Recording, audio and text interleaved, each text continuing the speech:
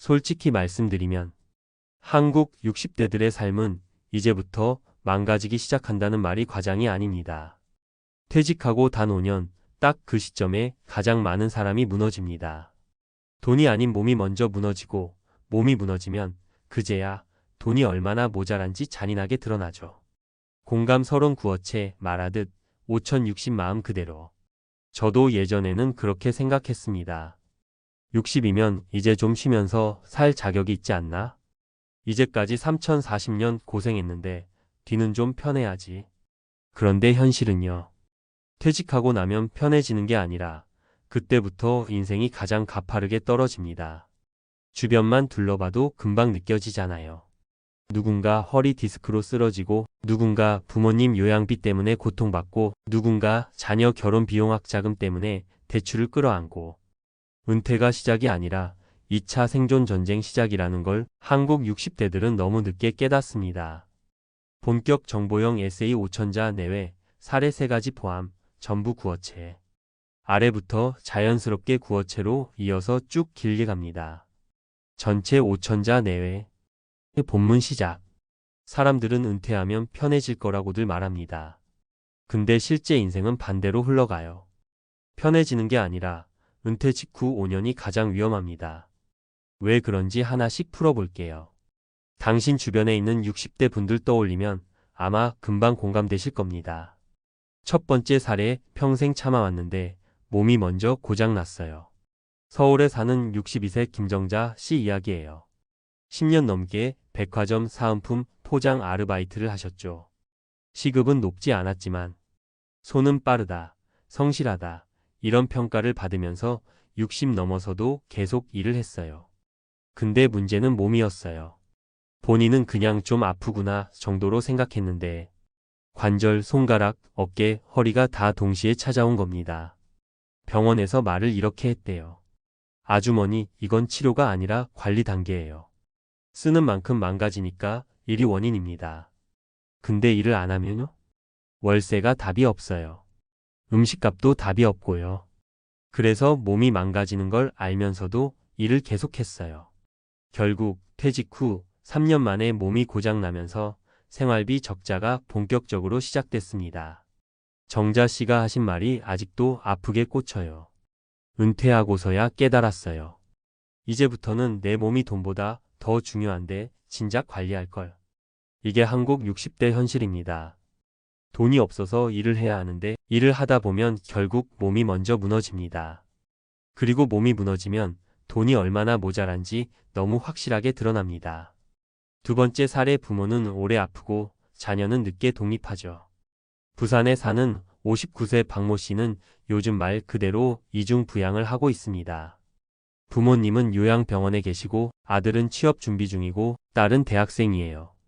박 씨는 이렇게 말합니다. 아버지 요양비가 90만 원, 아들이랑 딸 둘 생활비가 70만 원.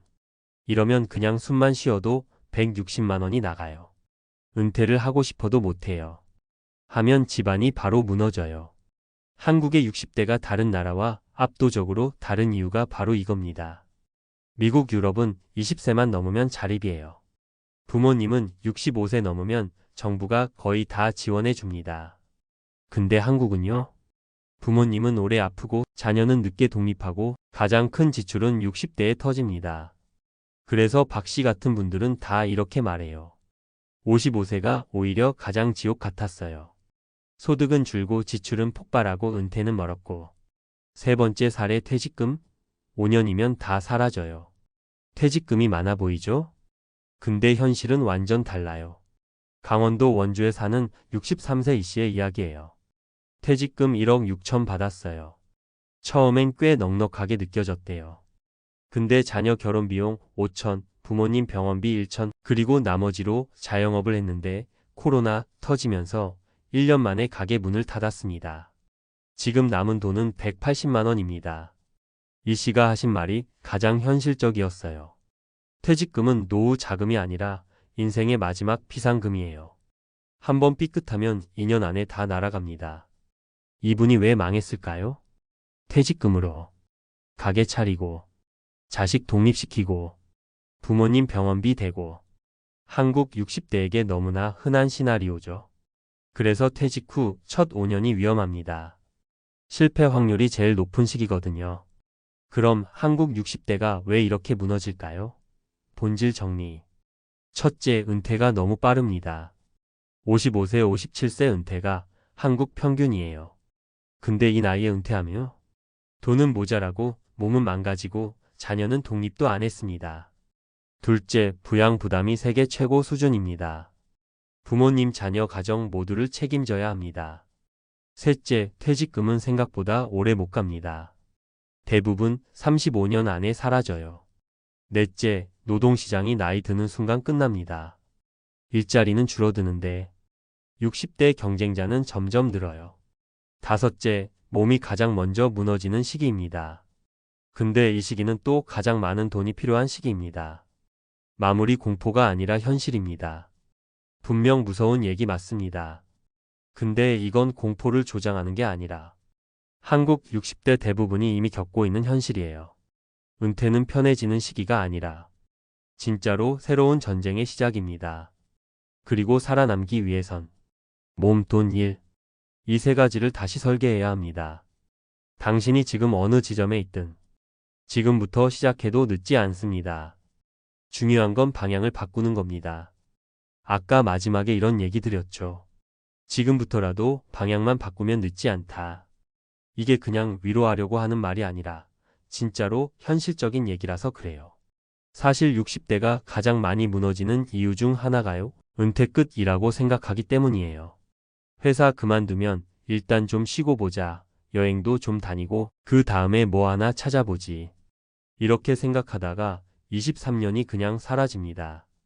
그 사이에 퇴직금은 슬금슬금 빠져나가고 몸은 한 살, 두 살 더 먹고 노동시장은 나를 점점 더 필요 없어 합니다. 이 23년이 사실은 가장 결정적인 시간이에요. 그래서 이제부터는 이런 식으로 한번 생각해 보셨으면 좋겠어요.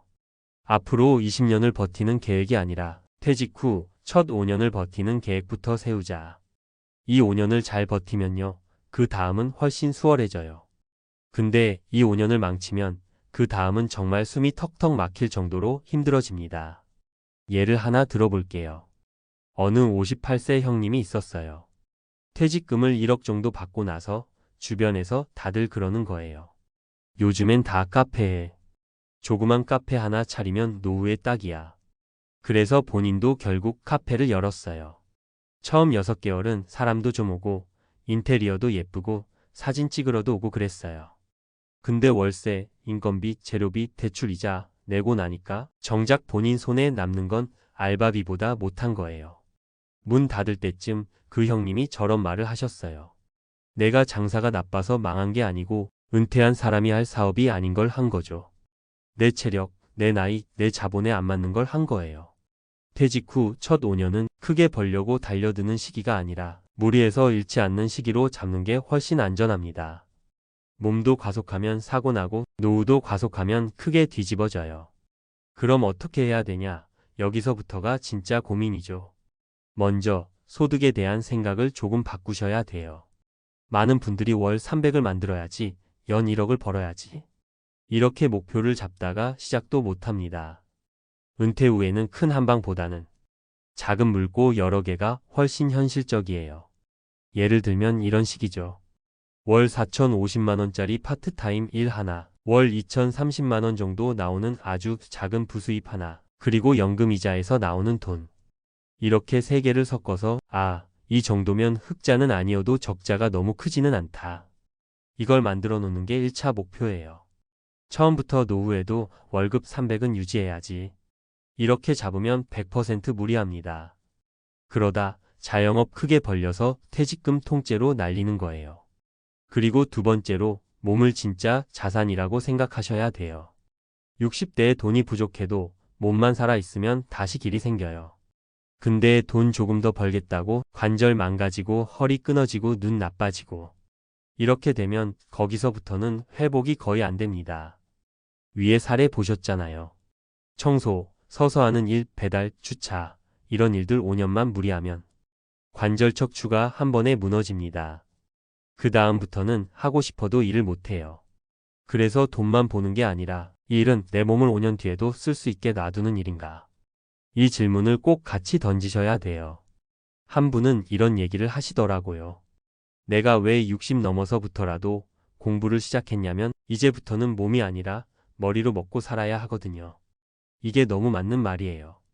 50대까지는 몸으로 버티는 게 가능해요. 현장, 야간, 막노동, 식당. 근데 60 이후는 결국 머리, 경험, 말, 손기술로 살아야 합니다. 그래서 퇴직 전 3년, 퇴직 후 2년, 이 5년이 진짜 황금 준비 기간이에요. 이때 할 일은 크게 두 가지예요. 하나는 몸이 버틸 수 있는 일을 찾는 거고, 다른 하나는 내 경험을 쓸 수 있는 일을 찾는 겁니다. 예를 들어 여행사에서 오래 일하신 분이라면 대형 여행사 직원으로는 다시 못 들어갈 수 있어요. 하지만 동네 문화센터 여행 강사, 시니어 대상 여행 상담, 한인 회교회 모임에서 여행 정보 나누는 모임, 이런 쪽으로는 작은 길이 열릴 수 있죠. 직장 다닐 때야 브랜드 있는 회사에서 월급 받는 직업이 중요했지만 은퇴 후에는 작고 오래 갈 수 있는 일거리가 훨씬 중요해요. 또 한 가지 정말 많이들 후회하는 부분이 자녀 지원이에요. 자식 결혼, 유학, 전세 자금. 부모 마음이 한 번만 더 마지막으로 이것만 도와주자 하다가 퇴직금이 통째로 날아가요. 냉정하게 말씀드리면 은퇴 이후에는 자녀에게 돈을 더 주는 게 사랑이 아니라 내가 앞으로 남은 20년을 버틸 수 있게 남겨두는 것도 사랑입니다. 내가 무너지면 결국 자녀가 나를 부양해야 되거든요. 자녀 입장에서는 이게 더 무거운 짐입니다. 그래서 지금 50대, 60대라면 자녀에게 이렇게 말해주셔야 돼요. 이제부터는 내가 너한테 돈으로 해줄 수 있는 건 여기까지다. 대신 내가 너한테 짐이 되지 않도록 끝까지 내 발로 서 있을게. 부모 세대의 사랑 방식이 바뀌어야 자식 세대도 무너지지 않습니다. 마지막으로 저는 이 말을 꼭 드리고 싶어요. 우리 세대가 처음이에요. 부모님께 효도하면서도 자녀에게는 부양을 요구하지 못하는 첫 세대. 대가족에서 태어나 핵가족으로 늙어가는 첫 세대. 55세에 회사를 나와서 85세까지 살아야 하는 첫 세대. 그러니까 막막한 게 당연합니다. 답을 정확히 아는 사람이 없어요. 교과서도 없고 선배 세대도 없어요. 우리가 지금 몸으로, 돈으로, 마음으로 부딪히면서 새로운 길을 개척하고 있는 거예요. 그래서 오히려 더 냉정해져야 해요. 누구도 대신 책임져 주지 않는 시기니까요. 이제부터는 이런 질문을 자주 스스로에게 던져 보셨으면 좋겠습니다. 이 선택이 내 5년 뒤를 더 버티기 좋게 만드는가, 아니면 5년 뒤에 나를 더 구석으로 몰아넣는가. 퇴직 후 5년 이 시간만 잘 건너도 그 다음 10년, 20년은 생각보다 훨씬 덜 불안해질 수 있습니다. 지금 이 글을 여기까지 읽으셨다면 이미 반은 시작하신 거예요. 현실을 직시하는 것, 그게 첫 번째 준비거든요. 요즘 은퇴자들 사이에서 제일 무서운 말이 뭔지 아세요? 앞으로 20년 넘게 적자 상태로 살아야 합니다. 이 말을 들으면 순간 등골이 서늘해집니다. 월급이 끊기고 병원비는 늘어나고 생활비는 줄여도 답이 없는 상태. 그게 바로 한국 은퇴 현실의 기본값이라는 겁니다. 더 무서운 건요. 대부분의 사람들이 이걸 은퇴하고 나서야 깨닫습니다. 이미 늦은 시점에요. 저도 상담하시는 분들 이야기 들으면 늘 같은 말이 나옵니다. 그땐 제가 적자인지 몰랐어요. 그냥 버티면 되는 줄 알았어요. 근데요, 이건 개인의 실수 이전에 한국 전체의 구조적인 문제입니다. 오늘은 그 구조를 진짜 현실 그대로 풀어서 말씀드릴게요. 노후 적정 생활비 350 실제 준비 비용 230. 당장 이 숫자부터 공포스러워요. 사람들이 생각하는 적정한 노후 생활비는 월 350만 원입니다. 근데 실제로 준비된 건 230만 원. 무려 120만 원이 비어 있어요. 이게 어느 정도냐면요. 1년이면 1,400만 원. 10년이면 1억 4천. 20년이면 3억 가까이 부족. 이건 그냥 아끼면 되지의 문제가 아니에요. 생활비에 이렇게 큰 구멍이 나 있는 상태에서 의료비 경조사비가 붙기 시작하면 누구라도 버티기 어렵습니다. 최소 생활비조차 못 맞추는 은퇴자. 여기서 제일 무서운 대목이 나옵니다. 사람들이 말하는 최소 생활비, 정말 최소치요. 밥 먹고 약값 조금 쓰고 집세 내고 그게 248만 원이에요. 근데 준비된 건 230만 원. 18만 원 부족. 18만 원? 이거 별거 아닌 것 같죠? 근데 이게 1년이면 200만 원, 20년이면 4천만 원 차이가 납니다. 이걸 감당 못해서 병원비를 미루고 치료를 건너뛰고 생활을 줄이고 그러다 더 큰 병이 터지고 이 악순환이 진짜 많습니다. 진짜 문제는 조기 은퇴. 대부분 희망 은퇴는 65세라고 말합니다. 근데 실제 은퇴 시점은 언제냐면요. 56세. 무려 9년 빨라요. 더 무서운 건 준비 시작 평균이 48세라는 겁니다. 즉, 준비 기간 8년, 소비 기간 3040년. 이 구조입니다. 8년 동안 돈 모아서 30년을 버티는 구조. 수학적으로도 불가능에 가까운 게임이에요. 한국 사람들 연금으로 버틴다. 응답자의 90%가 노후에 국민연금을 의지하겠다고 합니다. 근데 문제는요, 국민연금 평균 수령액은 6,090만 원대입니다. 즉 국민연금만으로는 기본 생활비도 안 되는 구조죠. 그래서 뭐가 터지느냐? 부동산을 팔아서 버티려는 현상. 하지만 한국은 부동산이 자산의 75%예요. 현금 흐름이 아니라 묶여있는 자산이 대부분입니다. 주택연금 알고 있는 사람은 많지만 정작 가입하는 사람은 3명 중 1명. 이유는 단순합니다. 집은 자식에게 물려줘야지. 근데 그 집을 지키다 본인이 먼저 무너지는 사례 정말 많습니다. 사례 1. 62세 김호 시집 지키려다 의료비에 무너짐. LA에서 식당 일하다 은퇴하고 한국 들어온 62세 김호 씨 이야기예요. 본인은 이렇게 말했습니다. 집은 절대 안 판다. 이건 자식한테 줘야지. 그래서 주택연금 다운사이징은 아예 고려도 안 했습니다. 문제는 은퇴 후 2년 뒤 고혈압 당뇨가 터졌고 의료비가 월 4,060만 원씩 나가기 시작했어요. 연금 90만 원으로는 택도 없죠. 결국 대출을 끌어다 쓰다 5년 만에 집을 팔았습니다. 김호호 씨 말이 아직도 기억나요. 집을 자식한테 물려주려고 버텼는데 결국 자식이 아니라 은행에 준 셈이 됐네요. 사례 2. 58세 여성 은퇴가 아니라 인생 적자 시작이었다. 대기업에서 27년 일하고 58세에 희망퇴직했습니다. 퇴직금 2억 8천 받았어요. 처음엔 든든했죠. 근데 매달 250씩 쓰다가 5년 만에 1억이 사라졌습니다. 문제는 여기서 시작입니다. 그분 말로는 노후는 돈이 느는 게 아니라 사라지는 시간이라는 걸 은퇴하고 나서야 알았어요. 퇴직 후 10년 안에 생활비로 퇴직금 대부분이 사라지는 건 한국 은퇴자의 아주 흔한 패턴입니다. 사례 3. 70세 부부 우린 연금만으로 20년째 버티고 있다. 부부 합산 연금이 210만 원. 지방에서 아주 검소하게 삽니다. 근데 문제는 의료비. 1년에 40만 500만 원은 기본으로 나갑니다.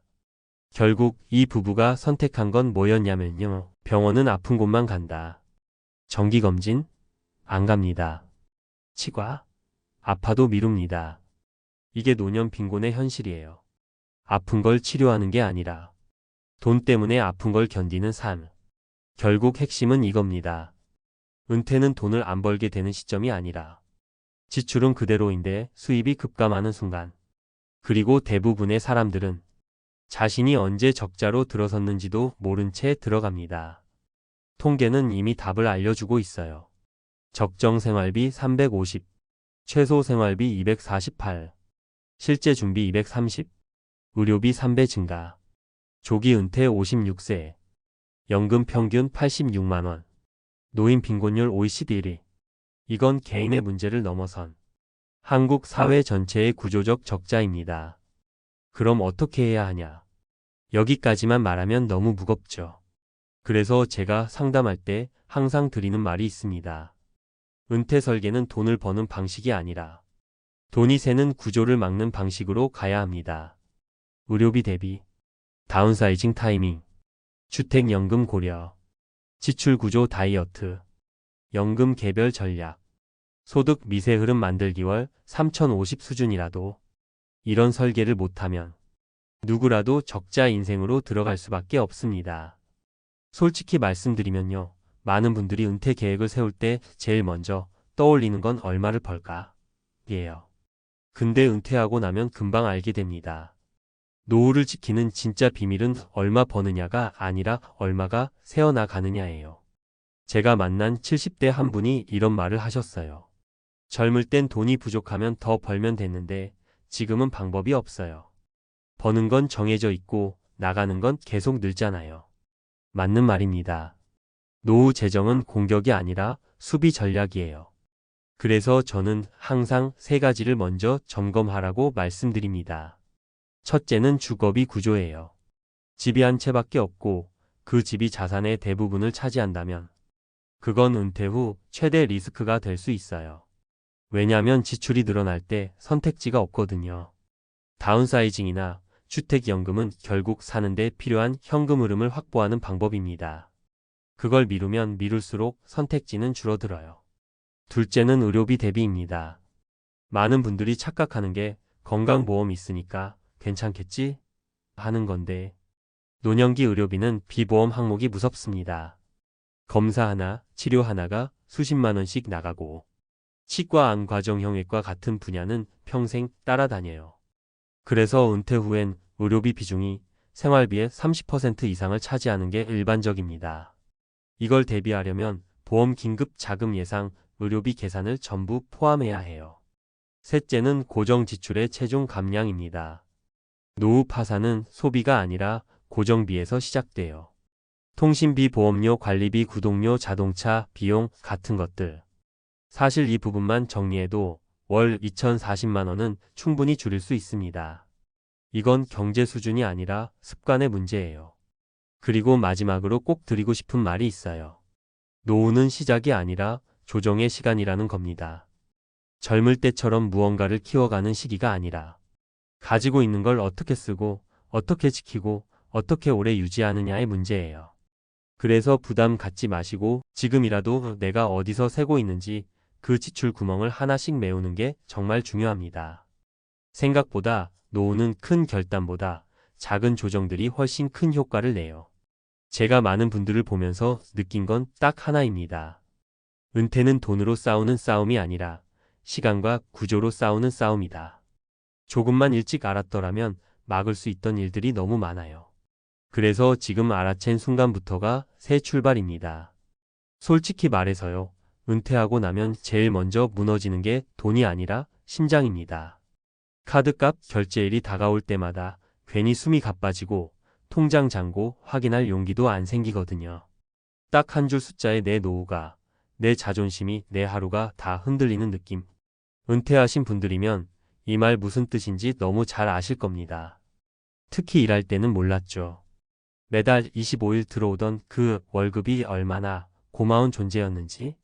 그게 끊기는 순간 사람은 생각보다 훨씬 빨리 불안해지고 훨씬 쉽게 무너집니다. 그래서 많은 60대가 이렇게 말해요. 돈을 모으는 게 아니고 돈 걱정하지 않고 숨 쉬는 방법을 다시 배우는 거다. 근데요. 그 답을 정말 의외의 곳에서 찾은 분들이 있습니다. 부동산도 아니고 연금도 아니고 거창한 사업도 아니에요. 딱 ETF 2개였습니다. 아니 2개가 뭐라고? 쉽죠. 근데 2개로 퇴직 후 월급을 다시 만든 사람들이 진짜로 있습니다. 그리고 그 사람들이 공통적으로 하는 말이 있어요. 나도 진작 알았으면 불안해하며 60대 맞이하지 않았을 텐데. 오늘 이야기는 바로 그겁니다. 은퇴 후에도 월급 나오게 만든 사람들의 공통점, 그 중에서도 가장 현실적이고 진짜 60대들이 직접 증명해낸 생존 공식. 그리고 그 공식의 핵심은 오직 2개의 ETF였습니다. 부정하고 싶어도 현실은 정말 단순합니다. 현금 흐름이 있는 사람은 살고 없는 사람은 무너진다. 은퇴한 뒤 가장 무서운 건 지출이 아니라 정서입니다. 사람들은 은퇴 후 무너지는 이유를 대부분 돈이 부족해서라고 생각합니다. 하지만 상담을 받아보면 제일 먼저 무너지는 건 정서예요. 저 이제 역할이 없더라고요. 아침에 일어나도 갈 데가 없으니까 그냥 누워있게 돼요. 돈 문제보다 내가 나이를 먹었다는 느낌이 갑자기 확 와요. 그런데 이상하게도 월급이 다시 생기면 이 정서가 놀랍게도 같이 회복됩니다. 사람이 내가 뭔가를 만들고 있다는 느낌을 다시 갖거든요. 그리고 ETF 두 개로 월급을 만든 60대들이 그걸 몸소 증명했습니다. 왜 하필 ETF 두 개였을까? 이 사람들은 하나같이 이렇게 말합니다. 많이 알 필요 없어요. 딱 두 개만 제대로 알면 충분합니다. 그 두 개가 뭔지는 뒤에서 이야기할게요. 지금 중요한 건 수익률이 아니라 구조입니다. ETF 두 개를 선택한 이유는 세 가지예요. 첫째, 복잡하면 오래 못 간다. 60대에게 중요한 건 단순함입니다. 운용이 어렵거나 종목 분산이 너무 많으면 결국 관리하다가 지칩니다. 둘째, 지속 가능한 현금 흐름이 필요하다. 개별주처럼 오늘 떴다가 내일 반토막 나는 구조면 은퇴 후엔 절대 버틸 수 없습니다. 셋째, 장기 유지가 쉬워야 한다. 은퇴자는 투자보다 유지가 중요합니다. ETF 두 개는 감정 개입 없이 유지하기 가장 쉽습니다. 그래서 실제로 살아남은 사람들은 수백 개 ETF 중 딱 두 개만 선택했습니다. 그리고 그것이 이들의 노후를 살렸습니다. 사례 1, 월급이 사라진 날부터 저는 하루가 무서웠어요. LA에 사는 62세 한인 K씨는 은퇴 첫 해에 극심한 불안을 겪었습니다.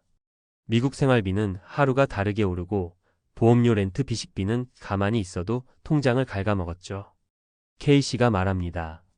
내가 평생 이렇게 불안한 건 처음이었어요. 일할 때는 몰랐죠. 월급이 나를 지켜줬다는 걸. 그러던 어느 날 아들이 말하더래요. 아빠, 그냥 ETF 두 개만 들고 가도 돼. 그게 제일 오래 버텨요.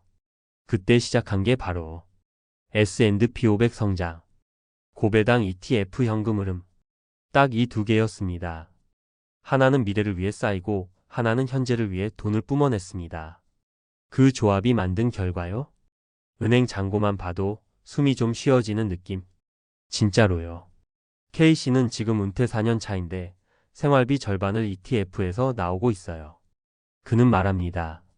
저 두 개 없었으면 난 벌써 한국 돌아갔을 겁니다. 사례 이 집값 때문에 울던 60대, ETF가 유일한 출구였다. 뉴저지에 사는 66세 A씨 부부는 집 한 채 말고는 별다른 자산이 없었습니다. 근데 프라퍼티 텍스, 보험료, 관리비가 너무 올라서 집을 지키는 것 자체가 빚이 되던 상황. 그러다 결국 집을 팔고 콘도로 옮겼는데 그때 남은 현금 30만 달러로 고민이 시작됐죠. 은행에 넣기엔 이자 너무 낮고 개별주 투자해보려니 무서웠고. 그러다 친구에게 들은 게 바로 ETF 두 개 전략. 이 두 개는 적어도 날 배신하지 않는다더라고요. 그들은 성장 ETF 70%, 배당 ETF 30%로 포트폴리오를 만들었고 6개월 뒤 이런 말을 했습니다. 우린 미국 물가를 감당할 체력이 없었어요. 근데 ETF가 버틸 근거를 만들어줬어요. 현재 매달 8,200달러 정도가 ETF에서 들어오고 있습니다. 부부가 말합니다. 월급은 아니지만 월급 같아요. 그리고 그 돈이 우리 마음을 살렸어요. 사례 3, 한국 돌아갔다가 다시 미국 온 60대의 고백. 한국에 돌아간 65세 J씨는 한국 물가가 미국보다 싸겠지라는 기대를 가지고 귀국했습니다. 하지만 현실은 완전히 달랐습니다.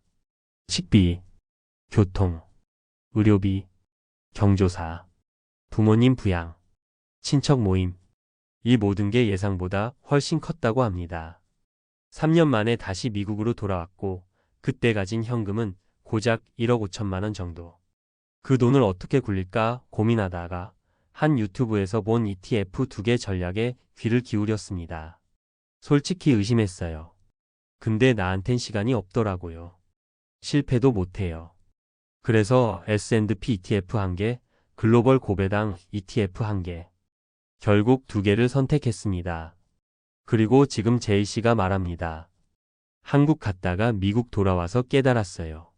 내 인생 지켜주는 건 누구도 아니고 결국 현금 흐름입니다.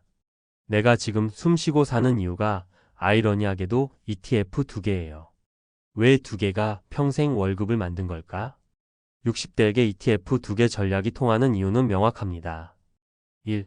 하나는 미래를 만들고 S&P 500 같은 시장 대표 ETF는 10년, 20년 장기적으로 우상향을 만들면서 자산의 몸통을 키워줍니다.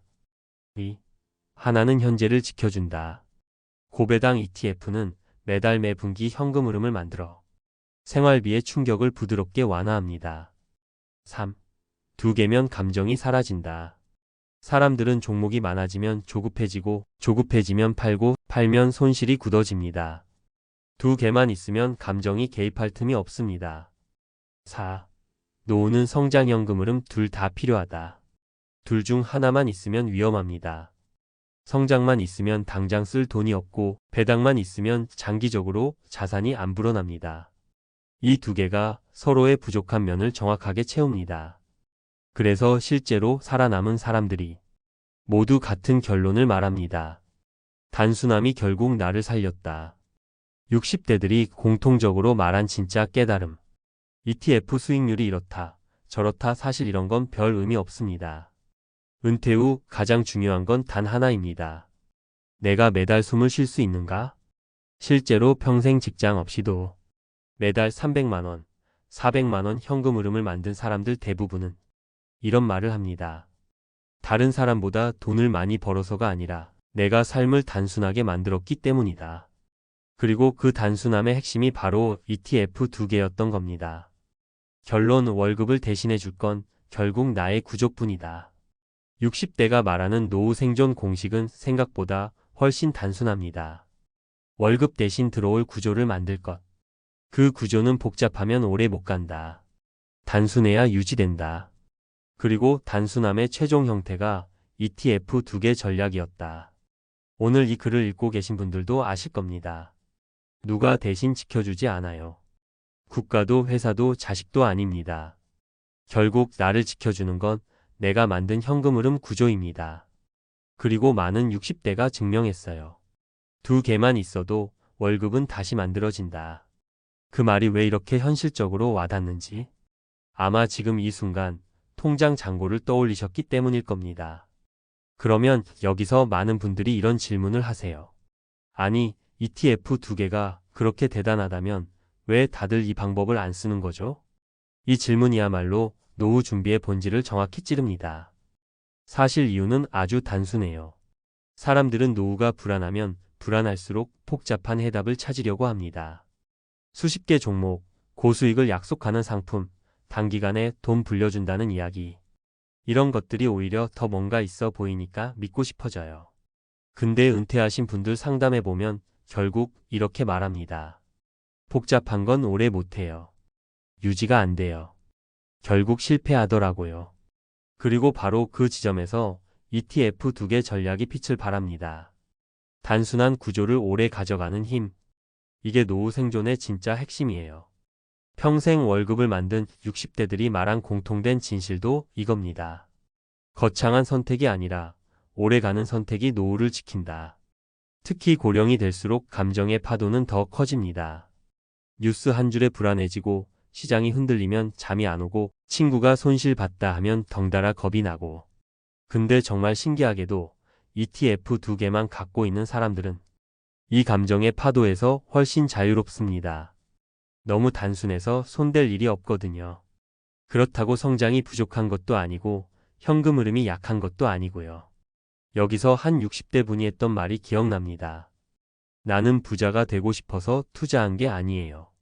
매달 들어오는 돈 때문에 다시 사람이 된 느낌이었어요. 그 말이 정말 은퇴자들의 본심을 그대로 보여주는 말이에요. 사람은 돈이 많아서 편한 게 아니라 예상 가능한 돈이 들어올 때 마음이 편안해집니다. ETF 두 개 전략은 그 예측 가능성을 만들어주는 구조예요. 분기든 매월이든 일정한 패턴으로 들어오는 돈이 있다는 것. 이게 은퇴자의 정서를 살려주는 가장 큰 힘입니다. 그리고 또 한 가지 ETF 두 개 전략이 가진 가장 큰 장점은 시간을 벌어준다는 겁니다. 당장 뭔가 큰 결정을 하지 않아도 돼요. 부동산을 팔까? 한국으로 돌아갈까? 사업을 해야 하나? 이런 고민들이 결국은 현금이 부족해서 생기는 고민이거든요. 근데 ETF로 기본적인 현금 흐름이 만들어지면 심리적으로 안정이 생기고 그 안정이 사람을 더 신중하게 만들어요. 그러면 인생이 진짜로 달라집니다. 대부분의 은퇴 위기는 돈 때문에 오는 게 아니라 불안해서 버리는 잘못된 선택 때문에 오거든요. ETF 두 개는 그 잘못된 선택을 막아주는 안전벨트 같은 역할을 합니다. 그래서 실제로 ETF 두 개 전략을 쓰는 60대들이 공통적으로 말합니다.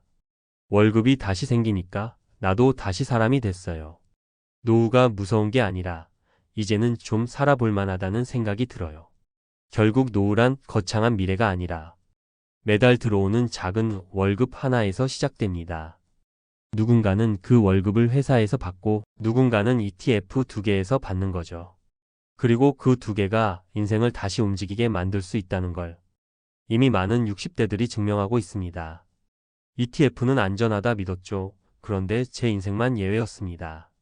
이 문장 자체가 이미 뭔가 싸한 느낌을 주잖아요. 그래서 이야기 시작도 그 느낌 그대로 가져갈게요. 말투는 요청하신 대로 숫자 없이 구어체, 존댓말, 서론 본론 구조 없이 자연스럽게 흐르는 영상 말투로 풀어드릴게요. 처음엔 그냥 다들 그렇다고 해서 저도 그렇게 믿었습니다. ETF는 안전하고 은퇴자들도 많이 하고 꾸준히 들고 있으면 올라가고 크게 잃는 일은 거의 없다고요. 그런데 사람 인생이 참 묘한 게요. 다 괜찮다던 일이 이상하게 제 인생에서만 예외가 되는 순간이 꼭 찾아오더라고요. 그게 바로 제가 은퇴하자마자 겪은 일이었어요. 그날 계좌를 열었을 때 그 느낌을 아직도 잊을 수가 없습니다. 가슴 한쪽이 쿵 꺼지고 숨이 잘 안 쉬어지고 뭔가 손끝이 싸늘해지는 기분이 있잖아요. 그냥 화면에 떠 있는 건 숫자였는데 그 숫자가 제 남은 인생 전체를 흔들어 놓는 것 같았어요. 은퇴하고 다시는 큰돈 벌 기회가 없다는 걸 알기에 떨어지는 순간마다 한 번 더 눈을 감게 되더라고요. 설마 괜찮겠지 하면서도 한편으론 이거 진짜 잘못된 방향으로 흘러가는 거 아닌가 하는 공포가 몸에서 먼저 올라오는 느낌. 그게 은퇴자들이 제일 먼저 겪는 공통된 감정이더라고요.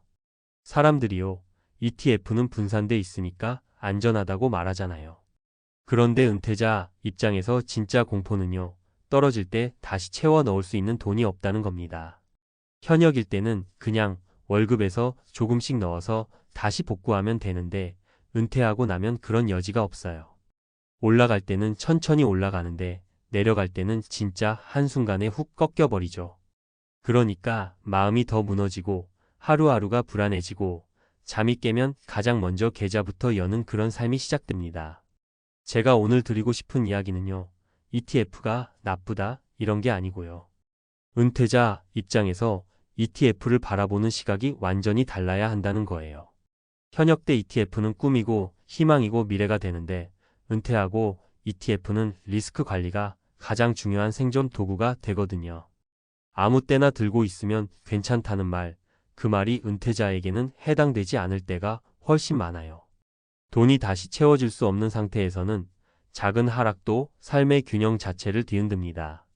제가 직접 만났던 사례들을 말씀드리면 더 와닿으실 거예요. 먼저 어떤 분은 은퇴하자마자 ETF에 전부 넣었어요. 다들 그러니까 별 고민 없이 따라 하셨던 거죠. 그런데 시장이 갑자기 흔들렸고 잠 몇 번 자는 사이에 계좌가 절반 가까이 내려간 거예요. 이분이 제일 힘들어했던 건 돈 자체보다도 이걸 다시 채울 방법이 없다는 현실이었어요. 은퇴자는 시간과 기회 둘 다 없거든요. 결국 이분은 하락장에 못 버티고 종목을 정리했는데 시장은 그 뒤에 또 올라갔죠. 버티지도 못하고 팔아도 후회하고 정말 양쪽 다 지옥 같았다고 하셨어요. 또 한 분은요. 손실을 보고도 가만히 계셨던 분입니다. ETF는 결국 다시 오른다며 그냥 기다리셨죠. 근데 이분은 생활비로 ETF를 쓰고 있었어요. 그러다 보니 팔지 않아도 되는 시기를 맞아도 결국 생활비 때문에 자꾸 조금씩 팔 수밖에 없는 상황이 오더라고요. ETF는 장기 투자해야 효과가 나오는데 은퇴 후에는 장기를 유지할 생활비 여유가 없었어요. 그래서 결국 오르기 전에 팔아버리고 오르고 나서 다시 못 들어가는 고통이 반복되더라고요. 마지막으로 이런 분도 계셨어요. 본인은 튼튼하게 준비했다고 생각했는데요. 시장 변동이 심해지면서 갑자기 마음이 너무 불안해진 거예요. ETF 자체 문제가 아니었어요. 은퇴하고 나니까 작은 변화에도 몸이 먼저 반응하더래요. 생활비는 계속 빠져나가죠. 계좌는 흔들리죠. 수입은 없죠. 그러니까 예전 같으면 아무렇지 않게 넘길 일이 은퇴하고 나면 이러다 무너지는 거 아닌가 하는 공포로 변해버립니다. 나중에 이분이 하신 말이 정말 가슴 아팠어요. 나는 ETF로 돈을 잃은 게 아니라 마음의 평화를 잃었어요. 이 말이 딱 은퇴자의 심리더라고요. 지금 제가 드리고 싶은 얘기는 하나예요. ETF가 안전하다고 해도 은퇴자의 노후는 어디에도 자동으로 안전해지지 않습니다. ETF 자체보다 중요한 건 어떤 돈을 넣느냐예요. 다시 채울 수 있는 돈인지, 당장 꺼내 쓸 돈은 아닌지, 생활비가 따로 보장되는지, 시장이 흔들려도 흔들리지 않을 구조인지. 이게 갖춰지지 않으면 ETF는 그 어떤 상품보다 더 무서운 게 될 수 있어요. 은퇴하고 나면 돈이 줄어드는 공포는 누구에게나 찾아옵니다. 중요한 건 그 공포가 오더라도 무너지지 않을 구조를 만드는 거예요. ETF가 해답이 될 수도 있고 독이 될 수도 있어요. 누구에게 어떤 결과가 나오는지는 준비가 결정합니다. 저처럼 모든 걸 던진 뒤 후회하는 선택을 하지 않으셨으면 해서 이렇게 말씀드리는 겁니다. 그때 계좌를 처음 봤던 그 싸늘한 느낌 다시는 경험하고 싶지 않아요. 그리고 여러분도 그 느낌을 겪지 않으셨으면 좋겠습니다. 아까 마지막에 말씀드렸던 그 싸늘한 느낌 있잖아요. 은퇴하고 나면 그 감정이 생각보다 자주 찾아옵니다. 계좌가 조금만 흔들려도 마음이 먼저 무너지고 흔들릴 때 가만히 있어야 하는 걸 알면서도 손끝이 자꾸 움직이려고 하고 괜찮아지겠지라는 말이 위로가 아니라 불안의 또 다른 형태로 느껴질 때가 오더라고요.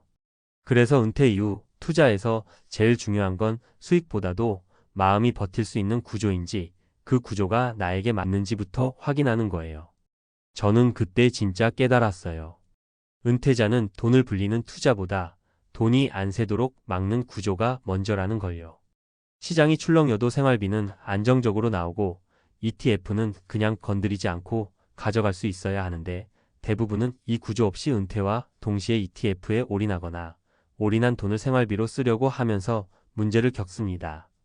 ETF는 장기 투자일 때 빛이 나는데 은퇴자는 당장 현금 흐름이 끊기니까 장기라는 게 사실상 의미가 없어지는 거죠. 그래서 많은 분들이 부르는 그 말, ETF는 안전하다라는 문장이 은퇴자에게만큼은 절반짜리 진실이에요. ETF 자체가 안전하다기보다 ETF를 버틸 수 있는 생활 구조가 갖춰져 있을 때만 안전한 거죠. 이 구조가 없으면 ETF는 어느 순간부터 은퇴자의 목을 죄기 시작합니다. 떨어질 수 있다는 걸 아는데도 손을 못 대는 건 이미 돈이 묶여버려서 다른 선택지가 없기 때문이에요. 여기서 정말 많은 분들이 범하는 착각이 하나 있어요. 나는 하락장 와도 안 팔 거야. 끝까지 묻어둘 수 있어. 이렇게 말하지만 은퇴자는 의지가 문제가 아니라 상황이 문제예요. 생활비가 필요하면 팔아야 하고 병원비가 생기면 팔아야 하고 예기치 않은 지출이 생기면 결국 ETF를 깨야 하거든요. 그러면 기다릴 수 있는 시간도 고통을 버틸 여유도 한순간에 사라집니다. 제가 사례로 말씀드렸던 분들처럼요. 결국 버티지 못하고 손실 확정하는 경우가 훨씬 많아요. 그리고 그 뒤 시장이 회복되면 이미 자리는 사라져 있고요. 은퇴자의 가장 큰 리스크는 시장이 아니라 시장을 끝까지 들고 갈 수 없는 자기 상황이더라고요. 그래서 은퇴자에게 정말 필요한 건요. ETF가 아니라 ETF를 버틸 수 있는 생활 설계예요. 고정 지출을 최대한 낮추고 생활비는 따로 확보해두고 계좌가 흔들릴 때 건드리지 않아도 되는 환경을 만들어야 ETF가 비로소 안전해지는 거죠. 이 구조를 만들지 않으면 ETF는 안전 자산이 아니라 느리게 찾아오는 위기가 됩니다.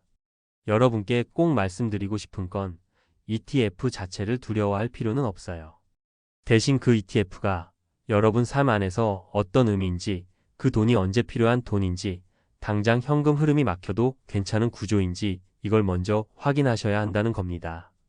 은퇴 이후의 투자는 용기가 아니라 구조가 지켜줍니다. 선생님, 혹시 이런 장면 상상해 보신 적 있으신가요? 연금만 들어오면 평생 굶을 일은 없겠지. 정년을 1년, 5년, 10년 남겨두고 많은 교사분들이 그렇게 믿으세요. 그런데 요즘은 어떤 일이 벌어지는지 아십니까? 연금이 들어온 첫 달, 그 순간부터 공포가 시작됩니다. 통장에 찍힌 금액을 보고 이걸로 어떻게 살아야 하지? 그동안 상상조차 못했던 불안이 한꺼번에 밀려오는 거죠. 연금이 안정이 아니라 오히려 현실을 깨닫게 하는 신호탄이 되어버리는 거예요. 사실 이런 이야기는 교직 경력 20년 차, 30년 차 분들은 거의 못 들으셨을 겁니다. 왜냐하면 앞선 세대가 받던 연금은 지금보다 훨씬 넉넉했고 물가는 지금처럼 잔인하게 오르지 않았으니까요. 그런데 지금 은퇴하시는 선생님들, 그리고 앞으로 은퇴하실 분들은 전혀 다른 세상에 들어가고 계십니다.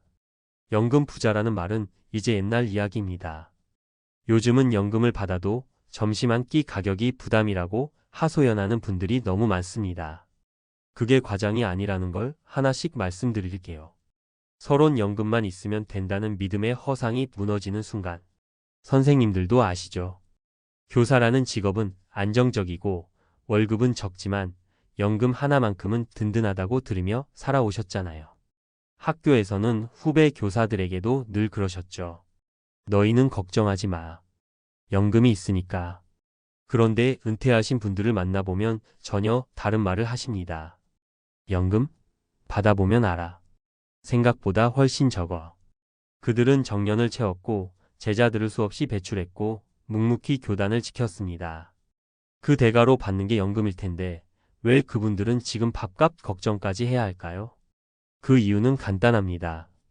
한국의 물가와 생활비는 빠르게 뛰고 있지만 연금은 그 속도를 절대 따라잡지 못하고 있기 때문입니다. 그리고 은퇴 후 맞닥뜨리는 새로운 비용들, 젊을 때는 상상도 못했던 노후 비용이 교사들의 삶을 더 휘어잡고 있어요. 이제부터 본격적으로 이야기해 볼게요. 은퇴한 교사들이 겪고 있는 현실, 그리고 그 안에서 우리가 어떤 준비를 해야 하는지. 본론 교사 연금이 왜 노후 안정이 아니게 되었을까? 첫째, 연금만으로는 기본 생활비도 겨우 맞출까 말까입니다. 요즘 교사 연금 수준은 평균적으로 월 200만 260만 원 선에 머무르고 있습니다. 선생님들도 잘 아시죠? 그런데 현재 60대 이상의 실제 생활비는 혼자 살아도 최소 250만 원, 부부라면 350만 원에서 400만 원 정도 필요합니다. 이 말이 무슨 뜻이냐면요. 연금만으로는 최소 생존조차 아슬아슬하다는 거예요. 특히 올해 들어 물가 상승률은 숫자로는 3%대인데 체감 물가는 2배 이상입니다. 밖에서 점심 한 끼 먹으면 1만 5천 원, 커피 한 잔 6천 원, 병원 조금만 다녀와도 10만 원, 약값은 매달 나갑니다. 그러니까 이런 말이 나오는 거죠. 밥값이 제일 부담돼요. 예전에는 연금 조금의 저축이면 된다고 여겼지만 지금은 연금 저축 추가 소득이 있어야 겨우 안정권에 들어갑니다. 둘째, 의료비가 두 번째 월세처럼 매달 새고 있습니다. 정년 이후에는 누구나 병원 갈 일이 많아요. 그런데 지금 의료비 구조가 교사 연금자들에게는 훨씬 더 부담스럽게 느껴집니다. 왜냐면 혈압 약고지혈 약만 먹어도 월 46만 원. 정기 검사하면 10만 20만 원. 치과 치료는 기본 50만 200만 원. 갑자기 무릎 관절이라도 문제 생기면 300만 500만 원. 이 모든 게 연금에서 빠져나가야 하는 현실입니다. 선생님들도 잘 아시죠? 의료비는 한 번 나갈 때 크게가 아니라 조금씩 꾸준히 나가면서 전체 가계를 위협해요. 그래서 은퇴한 교사분들은 다들 이런 말부터 꺼냅니다. 병원비 때문에 연금이 그냥 스쳐 지나가요. 셋째, 자녀에게 들어가는 비용은 은퇴해도 끝나지 않습니다. 교사분들이 특히 많이 하시는 후회가 이겁니다. 아이들 문제는 정년과 상관이 없더라고요. 요즘 2030대는 독립이 늦어지고 취업은 어려워지고 결혼은 거의 불가능에 가깝습니다. 그래서 부모님들이 은퇴하고도 여전히 지원해야 하는 상황이 너무 흔해요. 월세 지원, 학원비 또는 자격증 비용, 취업 준비 비용, 결혼 준비 비용, 긴급 지원실직 등 이런 게 한 번이라도 생기면 연금은 한순간에 무너져요. 그래서 선생님들이 가장 많이 하는 말 중 하나가 이런 겁니다. 연금은 내 노후가 아니라 애들 뒷바라지에 다 쓰이고 있어요. 사례 3가지 실제 은퇴 교사들이 털어놓은 현실. 이야기의 설득력을 위해 지금 실제로 벌어지고 있는 세 사례를 들려드릴게요. 사례 1. 63세 정년 교사 연금 들어오니 더 불안해졌어요. 이분은 국어 교사로 33년 근무했습니다. 연금이 월 240만 원 정도 들어옵니다. 그런데 은퇴한 지 6개월 만에 이런 말을 하셨어요. 받기 전엔 든든할 줄 알았는데 받아보니 이걸로는 못 살겠더라고요. 가장 큰 이유는 물가와 건강비였습니다. 교직 생활 동안은 매달 자동으로 들어오는 월급 안에서 생활이 굴러갔지만 은퇴 후에는 그 모든 비용을 직접 계산해야 하니까 돈이 새는 느낌이 훨씬 크게 느껴졌다고 해요. 사례 2. 58세 조기퇴직 교사 연금 받자마자 자녀 문제로 모두 나갔어요. 이분은 건강 문제로 조기 퇴직하셨고 연금은 180만 원 정도 받습니다. 그런데 아들이 취업이 늦어지고 독립이 어렵다 보니 한 달에 70만 원씩 생활비를 도와주는 상황이 됐어요. 결국 본인은 차량 유지비를 포기, 식비 줄이려고 하루 2끼만 먹는 날도 많다고 합니다. 연금은 내 노후를 위한 돈이 아니더라고요. 자식 문제 해결하느라 다 나가요. 사례 3. 65세 은퇴 교사 부부 둘이 살아도 연금으로는 택도 없어요.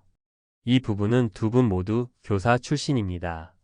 그래서 연금이 합쳐서 월 430만 원 정도 됩니다. 겉으로 보면 넉넉해 보이는 금액이죠. 그런데 주택 유지비, 양가 부모님 지원, 의료비, 자녀 결혼 준비, 고정 지출 보험 관리비, 이런 것들이 쌓이다 보니 항상 적자라고 합니다. 연금 부부는 부럽다고 하는데 살아보면 전혀 그렇지 않아요. 이 말이 정말 많은 분들에게서 공통적으로 나옵니다. 그래서 결론은 무엇일까? 교사 연금만 믿고 살 수 있는 시대는 끝났다. 정년을 채운 교사에게 돌아오는 연금은 분명 소중한 자산입니다. 그런데 그 연금만으로 노후가 완성되는 시대는 이미 끝났습니다. 이제는 반드시 이런 것들이 필요합니다. 연금 외의 추가 현금 흐름, 의료비 대비, 자녀 지원 구조의 재정립, 본인 생활비의 구조 조정, 안정적인 장기 투자, 장기 거주 계획인 대자가 지역 선택. 가장 중요한 건 이겁니다. 연금을 받는 순간이 안정이 아니라 준비를 다시 시작해야 하는 순간이라는 사실입니다. 그리고 이걸 빨리 깨달은 분들은 은퇴 후에도 무너지지 않아요. 하지만 연금 있으니까 괜찮아라고 생각하셨던 분들은 대부분 3년에서 5년 사이에 큰 위기를 겪습니다. 그리고요, 선생님, 정말 현실적인 이야기를 하나 더 드리면 지금 은퇴한 교사분들 사이에서 제일 많이 나오는 말이 뭔지 아세요? 연금밖에 없으니까 나한테 선택지가 없다. 이 말이 참 가슴을 아프게 해요. 왜냐면 이분들이 무언가 잘못해서 이렇게 된 게 아니거든요. 평생 성실하게 일했고 나라가 약속한 제도에 따라 충실히 기여했고 은퇴 후에는 안정적인 삶을 살 거라 굳게 믿어 오셨으니까요. 하지만 지금 현실은 그 기대와는 완전히 멀어져 버렸죠. 연금이 적어서 문제가 아니라 세상이 너무 빠르게 변해버린 게 문제입니다. 점심 한 끼에 1만 5천 원이 기본이 되고 물가가 천천히 오르는 게 아니라 12년마다 생활비 체감이 확확 바뀌고 의료비는 계속 늘어나고 자녀 세대는 경제적으로 독립하기가 더 어려워지고 이런 변화 속에서 연금만으로 버티라는 건 사실상 불가능에 가까운 이야기예요. 그래서 요즘 많은 선생님들이 은퇴 후에 꼭 하시는 말이 있습니다. 이제는 연금이 기초일 뿐이지 전부가 아니구나. 이걸 깨달은 분들은 정말 작은 금액이라도 추가 소득 구조를 만들려고 노력하세요. 걷기 강사, 독서 지도, 아이들 영어 튜터, 동네 문화센터 강사. 평생 교직에서 쌓은 능력은 어떻게든 살아나더라고요. 한 번은 62세 은퇴 교사분이 이런 말씀을 하셨어요. 연금만 보고 살면 세상이 너무 좁게 보이더라고요. 근데 내가 뭘 해볼 수 있을까 생각하니까 연금 덕분에 도전해볼 용기가 생겼어요. 그때 깨달았어요. 연금이 부족한 게 문제일 수도 있지만 어쩌면 연금은 우리한테 다른 길을 열어주는 기본 체력일 수도 있다는 걸요. 물론 그럼에도 불안은 늘 따라붙죠. 나이 들수록 건강 염려, 자녀 문제, 노후 비용, 집 유지비. 걱정이 줄어드는 게 아니라 더 추가돼요. 하지만 선생님, 한 가지 확실한 건 있습니다. 준비가 있는 사람은 불안해도 무너지지 않습니다. 준비가 없는 사람은 아무리 연금을 많이 받아도 흔들리고요. 그래서 지금 이 글을 읽고 계신 선생님도 조금만 시선을 바꾸시면 좋겠습니다. 연금으로는 안 되라고 좌절하는 게 아니라 연금이 있으니까 다른 걸 해볼 수 있다라고 바라보는 거죠. 은퇴는 끝이 아니라 생활 방식이 바뀌는 전환점이에요. 그리고 그 전환점에서 가장 위험한 건 돈이 부족한 게 아니라 현실을 늦게 깨닫는 것, 준비하지 않은 채로 시간을 흘려보내는 것입니다. 선생님, 지금 이 순간이 오히려 제일 중요합니다. 연금이 들어오는 지금부터가 진짜 시작이에요. 앞으로의 삶이 더 길고 더 예측할 수 없고 생각보다 더 많은 결정을 필요로 합니다. 그리고 그 과정에서 선생님이 무너지지 않도록 저도 계속 옆에서 도와드릴게요. 처음엔 다들 그랬습니다. 한국 사진만 보면요, 마음이 괜히 설렜대요. 빌딩은 반짝이고 카페는 예쁘고 지하철은 조용하고 배달은 몇 분 만에 오고 화면에 비친 한국은 마치 모든 게 완벽하게 돌아가는 나라처럼 보이거든요. 그래서 어떤 분들은 은퇴 후엔 한국에 좀 살아볼까? 의료도 싸고 음식도 맛있고 사람이 붐비긴 해도 정은 있잖아. 이런 상상을 하셨대요. 그런데요, 실제로 가본 뒤엔 대부분 표정이 굳어버렸습니다. 누구는 돌아오는 비행기 안에서 울먹였고 누구는 차라리 미국이 낫다면서 마음속으로 자리 잡았던 한국행 계획을 죄다 뜯어고쳤다 하더라고요. 이게 그냥 기분 탓이 아니더라고요. 한국에 들어가는 순간 체감되는 압박감이란 게 있어요. 은퇴해서 마음 편히 쉬고 싶은데 한국에선 숨 쉬는 것조차 경쟁처럼 느껴진다고 하셨거든요. 다들 바쁘고 말도 빠르고 길거리엔 사람도 많고 뭔가 계속 움직여야 살아남는 분위기. 미국에서 수십 년 살면서 익숙해진 여유로움이 한국에선 죄가 된 것처럼 느껴지기도 했다네요. 그리고 비용. 사진 속 한국은 싸고 편한 나라처럼 보여요. 그런데 막상 가보면 물가가 미국보다 더 비싸다고 말하는 분들이 훨씬 많아요. 물론 항목마다 다르지만요. 특히 은퇴자 기준으로는 체감이 더 큽니다. 한국은 시간이 지나면 어쩔 수 없이 지출이 늘어나는 구조예요. 밖에 나가면 돈, 병원 가도 돈, 모임 있어도 돈. 혼자 고요하게 사는 미국식 은퇴에는 익숙한데 한국은 하루하루가 돈이 새어나가는 리듬으로 움직이니까 정신이 아찔해진대요. 더 무서운 건 관계예요. 어렸을 때 알던 한국이 아니고 사람 사이 거리감도 바뀌어 버렸어요. 은퇴한 교포분들이 제일 많이 했던 말이 이거예요. 아는 사람 없는 한국에서 노년을 보낼 자신이 없다. 다들 가족 지인학 연지연이 촘촘하게 이어져 있는 사회라 그 안에 녹아들기까지 너무 많은 에너지와 노력이 필요하대요. 그러니까 결국 교포들이 말하는 사진 속 한국은 예쁘고 세련된 껍데기였고 그 뒤에 있는 현실은 은퇴자에게 가장 버티기 힘든 구조라는 거죠. 노년을 미국에서 살다가 한국의 속도와 스트레스에 몸과 마음이 으스러지는 느낌이었다고요. 이게 과장된 얘기가 아니라 실제 사례들을 들으면 더 생생합니다. 첫 번째 사례. LA에서 은퇴한 지 오래된 한 할아버지 이야기예요. 몇 년 전 한국에 가서 한 달만 살아보자고 마음먹고 비행기표를 끊으셨어요. 공항에는 조카가 마중 나왔고 밤거리도 화려하고 처음엔 즐거웠죠. 그런데 일주일쯤 지나자 갑자기 숨이 턱턱 막히는 느낌이 들었대요. 어디를 가도 사람들 속도에 밀리는 기분, 밥 한 끼 먹을 때도 줄 서서 허겁지겁 먹어야 하고 버스나 지하철을 타도 계속 어디론가 쏟아지는 인파들. 그분이 한 말이 있어요. 나는 그냥 편하게 살고 싶었는데 한국은 내가 아무리 늙어도 계속 빨리 맞추라고 말하는 느낌이었어. 결국 그분은 딱 12일 채우고 짐 싸서 미국으로 돌아오셨어요. 놀랍게도 한국에 머문 기간보다 돌아온 뒤 회복하는데 더 오래 걸렸다고 하셨어요. 두 번째 사례. 뉴욕에서 30년 넘게 살다 은퇴하고 한국으로 1년만 살아보자던 한 중년 부부가 있었어요. 살아보면 느낄 수 있을 거라며 큰 기대를 안고 서울의 작은 오피스텔을 구하셨죠. 그런데 한국에 도착하고 한 달도 안 돼서 아내분이 우울감을 느끼기 시작합니다. 왜냐하면 한국은 모든 게 너무 가깝고 너무 촘촘하고 너무 정신없거든요. 건물과 건물 사이, 사람과 사람 사이, 하루 스케줄과 스케줄 사이에 아무 여유가 없어요. 그 부부가 제일 힘들었던 건 관계 스트레스였어요. 이웃들이 자꾸 관심을 보이고 주변에서 뭐 해야 한다, 어디 가야 한다, 어떻게 살아야 한다, 이런 말들이 의도치 않게 압박이 돼버린 거죠. 미국에선 그냥 나 혼자 조용히 살면 끝이었는데 한국에선 가만히 있어도 사회의 속도와 시선이 계속 몰려드는 느낌이었다고요. 결국 그 부부는 4개월 만에 다시 뉴욕행 비행기를 탔고 우리 나이에 적응하긴 너무 늦었다며 완전히 미국에서 정착하기로 결심했습니다. 세 번째 사례. 은퇴 직전까지 의료비 때문에 고민하던 한 교포 아주머니는 한국 의료가 싸다는 말만 믿고 차라리 한국에서 노후 보내는 게 낫겠다고 생각하셨어요. 그래서 몇 달 동안 한국에 머무르며 병원도 다니고 생활비도 계산해 봤죠. 그런데 현실이 충격적이었대요.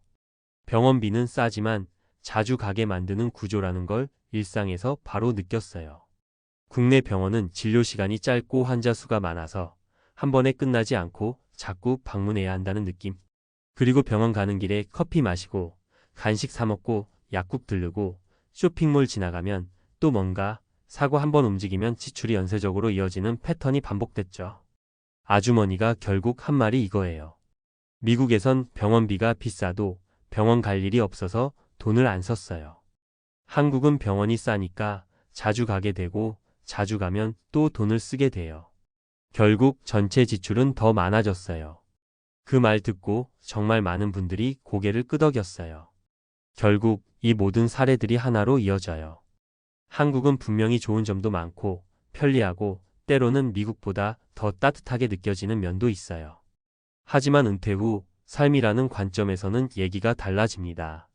사진 속 한국은 조용하고 세련되고 편안해 보이지만 실제로 살아보면 은퇴자에겐 너무 빠르고 너무 빡세고 너무 정신없는 나라예요. 특히 미국에서 수십 년을 느긋하게 살았던 교포분들에게는 그 스트레스가 훨씬 더 크게 와닿죠. 그래서 대부분의 교포들이 결국 이렇게 말합니다. 한국은 놀러 가는 곳이었지 사는 곳은 아니었어요. 사진 속 한국은 너무 예뻤는데 살아보니 제 노후에는 맞지 않더라고요. 내가 늙어갈수록 여유가 필요하지 속도가 필요한 게 아니더라고요. 어쩌면 한국은 지금도 아름답고 발전된 나라예요. 하지만 은퇴한 교포들에게 필요한 건 편안함과 안정이지 속도와 경쟁이 아니기 때문에 그 괴리가 잔혹한 현실처럼 다가오는 거겠죠. 이 이야기를 듣고 난 뒤엔 다들 한국 사진 보면 감탄도 하지만 동시에 이렇게 생각한대요. 예쁘긴 하지 근데 내 노후는 저기서 못 버티겠다. 그러고 나면요. 교포분들 사이에서 항상 나오는 말이 하나 있어요. 우리는 너무 늦게 깨달았어. 사진 속 한국만 보고 판단했다는 걸. 이 얘기가 왜 그렇게 마음을 때리냐면요. 다들 한국을 떠난 지 오래니까 기억 속 한국은 늘 향수에 젖어 있는 한국이거든요. 어릴 때 나가든 젊을 때 나가든 그 시절 한국은 지금보다 훨씬 느리고 훨씬 단순하고 훨씬 사람 냄새가 났으니까요. 근데 은퇴하고 돌아와 보면 그때의 한국이랑 지금의 한국은 아예 다른 나라예요. 그래서 처음엔 다들 혼란스러워요. 내가 아는 한국이 맞나? 이런 생각이 하루에도 몇 번씩 든대요. 길거리에 있는 사람들 표정도 예전 같지 않고 모두가 뭔가 쫓기듯 살아가는 분위기에서 은퇴자나 노년층은 더더욱 설 자리가 없어진 느낌이라 하시더라고요. 한국이 싫어진 게 아니라 한국의 속도가 인생 후반부를 받아줄 만큼 느슨하지 않다는 걸 몸으로 느끼는 거죠. 특히 무서운 건요. 정착 비용이 생각보다 훨씬 크다는 거예요. 집값은 말할 것도 없고 의료비 포함한 생활비가 은근히 계속 올라가고 교통비 식비 관리비가 쌓이면 은퇴자의 고정비가 미국보다 더 무겁게 느껴진다는 분들이 많아요. 한국은 기본적으로 밖으로 나가야 되는 나라예요. 집안에 가만히 조용히 있는 미국식 라이프 스타일이 잘 안 통하거든요. 밖에 나가는 순간 지출이 생기고 지출이 생기면 불안도 같이 올라오고 불안이 쌓이면 결국은 여기서 살아도 되나 이런 생각이 반복되는 거죠. 또 하나 은퇴자분들이 공통으로 말하는 부분이 있어요. 한국에선 내가 너무 늙은 사람 같았어. 미국에선 나이 들어도 편하게 노년을 보내고 누구도 크게 신경 쓰지 않고 다들 나이에 맞게 대우해주는 편인데요. 한국은 사회가 워낙 젊은 사람 중심으로 돌아가다 보니 은퇴자 입장에선 눈치 보이는 순간이 너무 많대요. 병원에 가도 음식점에 가도, 관공서에 가도, 심지어 가족들 사이에서도 묘하게 늙은 사람 취급당하는 느낌이 들 때가 있대요. 이게 얼마나 무서운 감정인지 아세요? 나이가 들어도 내가 아직 존재의 가치가 있다는 감각이 중요한데, 한국 생활은 그 감각을 서서히 갉아먹는다는 거예요. 그렇다고 한국이 나쁜 곳이라는 게 아니에요. 다만 은퇴 후에 필요한 건 속도보다 안정, 경쟁보다 평온, 무리보다 자기 페이스예요. 한국은 지금 이 세 가지가 거의 사라졌고, 미국에서 오래 산 교포분들의 몸은 그걸 받아낼 준비가 되어 있지 않은 거죠. 결국 마지막엔 이렇게 정리하시더라고요. 한국은 내가 좋아하는 나라지만 내가 늙어갈 나라 같진 않다. 난 휴가로 한국 가는 건 너무 좋아요. 근데 정착은 내 멘탈이 못 버티겠더라고요. 사진 속 한국은 여전히 예쁜데 그 안에서 사는 건 완전히 다른 이야기였어요. 이 말들이 전부 은퇴 준비의 본질을 말해줘요. 노후는 어디가 더 멋져 보이느냐가 아니라 어디서 내가 덜 무너질 수 있느냐거든요. 그리고 교포들이 결국 돌아와서 미국의 자리를 잡는 이유는 그 덜 무너지는 공간이 바로 미국이라고 느껴졌기 때문이에요. 솔직히 말씀드리면요. 요즘 50대 직장인들 사이에서 제일 많이 들리는 말이 뭔지 아세요? 내가 퇴직 통보 받는 날, 그날 바로 인생이 둘로 갈린다. 누군가는 다음 달부터 월급이 0이 되고 누군가는 회사를 떠나도 월급이 자동으로 들어오는 구조를 만들어 놓습니다. 딱 그 차이 하나로. 한쪽은 살아남고 한쪽은 무너집니다. 감정적 공감 서론. 당신도 아마 이 기분 조금이라도 느껴보셨을 거예요. 출근길에 문득 드는 생각. 혹시 이번에도 인사팀이 나 부르나? 내가 진짜 60세까지 버틸 수 있을까? 퇴직하면 그 다음엔 뭘로 먹고 살지? 회사에서는 연말마다 구조조정 이야기 나오고 뉴스에서는 평균 퇴직 나이 53세, 40대 명퇴 확산이란 말 쏟아지고 집에서는 자녀 교육비, 부모님 병원비가 쌓이는데 이 와중에 노후 준비는 빨리 시작하셔야죠라는 말은 솔직히 듣기도 싫습니다. 이미 버거운데 뭘 더 하라는 건지. 그러니까 이게 다 현실이거든요. 근데 말이죠. 진짜 무서운 건 따로 있습니다. 퇴직은 갑자기 오는데 준비는 갑자기 되지 않는다는 겁니다. 여기서 무너진 사람들이 너무너무 많아요. 그래서 지금부터는 당신이 최소한 퇴직 통보 받는 순간 바로 무너지지 않도록 진짜 현실적인 구조를 알려드리겠습니다. 오천자 본문 시작, 구어체공 감형 설득형. 50대가 무너지는 3단계 실제로 이렇게 무너집니다. 제가 직접 상담한 사람들, 주변 지인들, 그리고 실제 퇴직자들의 공통 패턴이 있어요. 퇴직이 오면 거의 대부분 이 3단계를 거칩니다. 첫 번째 단계 월급이 사라진 날. 퇴직금이 통장에 꽂히고 사람들 대부분 착각합니다. 그래도 목돈 생겼네? 몇 년은 살겠네. 아닙니다. 퇴직금이 들어오는 순간부터 지출이 2배로 튀어요. 집안의 모든 가족이 이참에 한 번이라는 소비 욕구 폭발. 주변에서 사업 투자 이야기. 친인척에게 돈 부탁. 잠시 쉬는 기간 명목 소비 증가. 의료비 보험료 증가. 퇴직금은 늘 고요하게 들어오고 소리는 요란하게 나갑니다. 그래서 3년 안에 대부분 절반이 사라집니다. 두 번째 단계 재취업 현실을 보고 멘탈 붕괴. 대기업 임원 출신도 과장차 장부장도 재취업 자리 가면 딱 이 말 듣습니다. 월 22만 250은 생각하셔야죠. 자존심을 내려놓아야만 살아남습니다. 문제는 이 사실을 모르고 버티다가 몇 년을 그냥 날려버리는 분들이 많다는 것. 퇴직금 반 날리고 재취업도 늦춰지고 결국 상황이 더 나빠져요. 세 번째 단계의 노후 구조 자체가 흔들림. 퇴직이 빨라지면 노후 준비 시간이 통째로 사라집니다. 한번 이렇게 흔들리면 70세까지 가난하게 일하고 80세 넘어 의료비 때문에 휘청합니다. 그래서 중요한 게 퇴직 이후 월급 만들기입니다. 회사 없는 월급. 이거를 미리 만들어 놓는 순간 삶이 완전히 달라집니다. 이 50대에 진짜 마지노선 시작 못해도 50세엔 반드시 해야 되는 이유. 전문가들이 50세를 마지노선으로 말하는 이유는 단순합니다. 4,555세 구간이 인생에서 가장 소득이 큰 구간이거든요. 평균적으로 이때 소득이 2030% 점프를 합니다. 문제는 대부분 이렇게 말하죠. 나이도 있는데 이젠 좀 편하게 살자. 이 나이에 절약하라고? 너무하네. 연봉 올랐는데 조금 좋은 거 먹고 뭐가 문제야? 근데요. 바로 이 시기에 지출을 따라 올리면 노후는 100% 무너집니다. 반대로 이 시점에 강제 저축을 걸면 퇴직 후가 달라져요. 소득 증가, 저축 증가. 이 공식이 만들어지는 나이가 딱 50대입니다. 50대가 꼭 해야 할 세 가지 전문가들이 말하는 살아남는 공식. 강제 저축 스텝업. 월 50씩 올리든 100씩 올리든 소득 증가분을 소비가 아니라 저축으로 가져가야 합니다. 세제 혜택 계좌 총동원. 많은 분이 900만 원이 한도라 착각하시는데 연금 저축 IRP는 합쳐서 1,800만 원까지 들어갑니다. 그리고 ISA, 연금보험 1,800 비과세, 배당 분리과세. 이런 것들 다 합치면 연말정산에서 절세가 미친 듯이 됩니다. 세금 줄이면 저축 속도가 1.5배 됩니다. 고배당 중심 자산 구조 만들기. 50대 이후 투자 핵심은 단 하나입니다. 매년 돈을 주는 자산으로 바꾸는 것. 성장주 10배, 20배 이런 건 30대 40대 전략이고 퇴직 직전에 필요한 건 연 4% 이상 꾸준히 주는 배당 포트예요.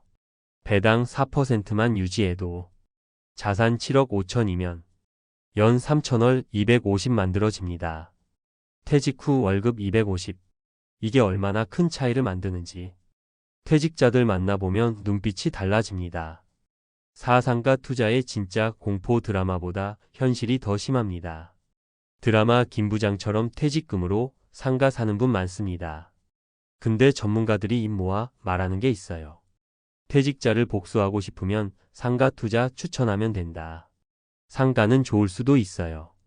근데 리스크는 장난 아닙니다. 공실 나면 바로 파산, 관리비 수리비 폭탄, 임대료 하락, 경기 사이클 영향, 개인은 정보력 부족. 그래서 요즘 전문가들이 말하는 대안이 리츠 인프라 같은 배당형 간접 부동산입니다. 월세는 똑같이 나오는데 상가처럼 멘탈 터지는 일은 없어요. 사례 3가지 구어체 현실형. 사례 1, 54세 대기업 부장 퇴직금 3년 만에 1억만 남음. 이분은 퇴직하자마자 이렇게 생각했어요. 20년 일했는데 좀 쉬어야지. 그래서 여행 다니고 자녀에게 학원 더 보내고 가족 외식 늘리고 그리고 지인이 하는 사업에 3천 투자. 3년 지나고 남은 돈 1억. 재취업 시도했더니 월급 230? 그리고 말하더군요. 그때 6개월만 쉬고 바로 일했으면 지금 이렇게 안 됐어요. 사례, 이 50세에 시작한 강제 저축 10년 뒤 연 4천 배당. 평범한 직장인이었어요. 연봉도 그렇게 높지 않았고요. 근데 이분은 한 가지 원칙만 지켰습니다.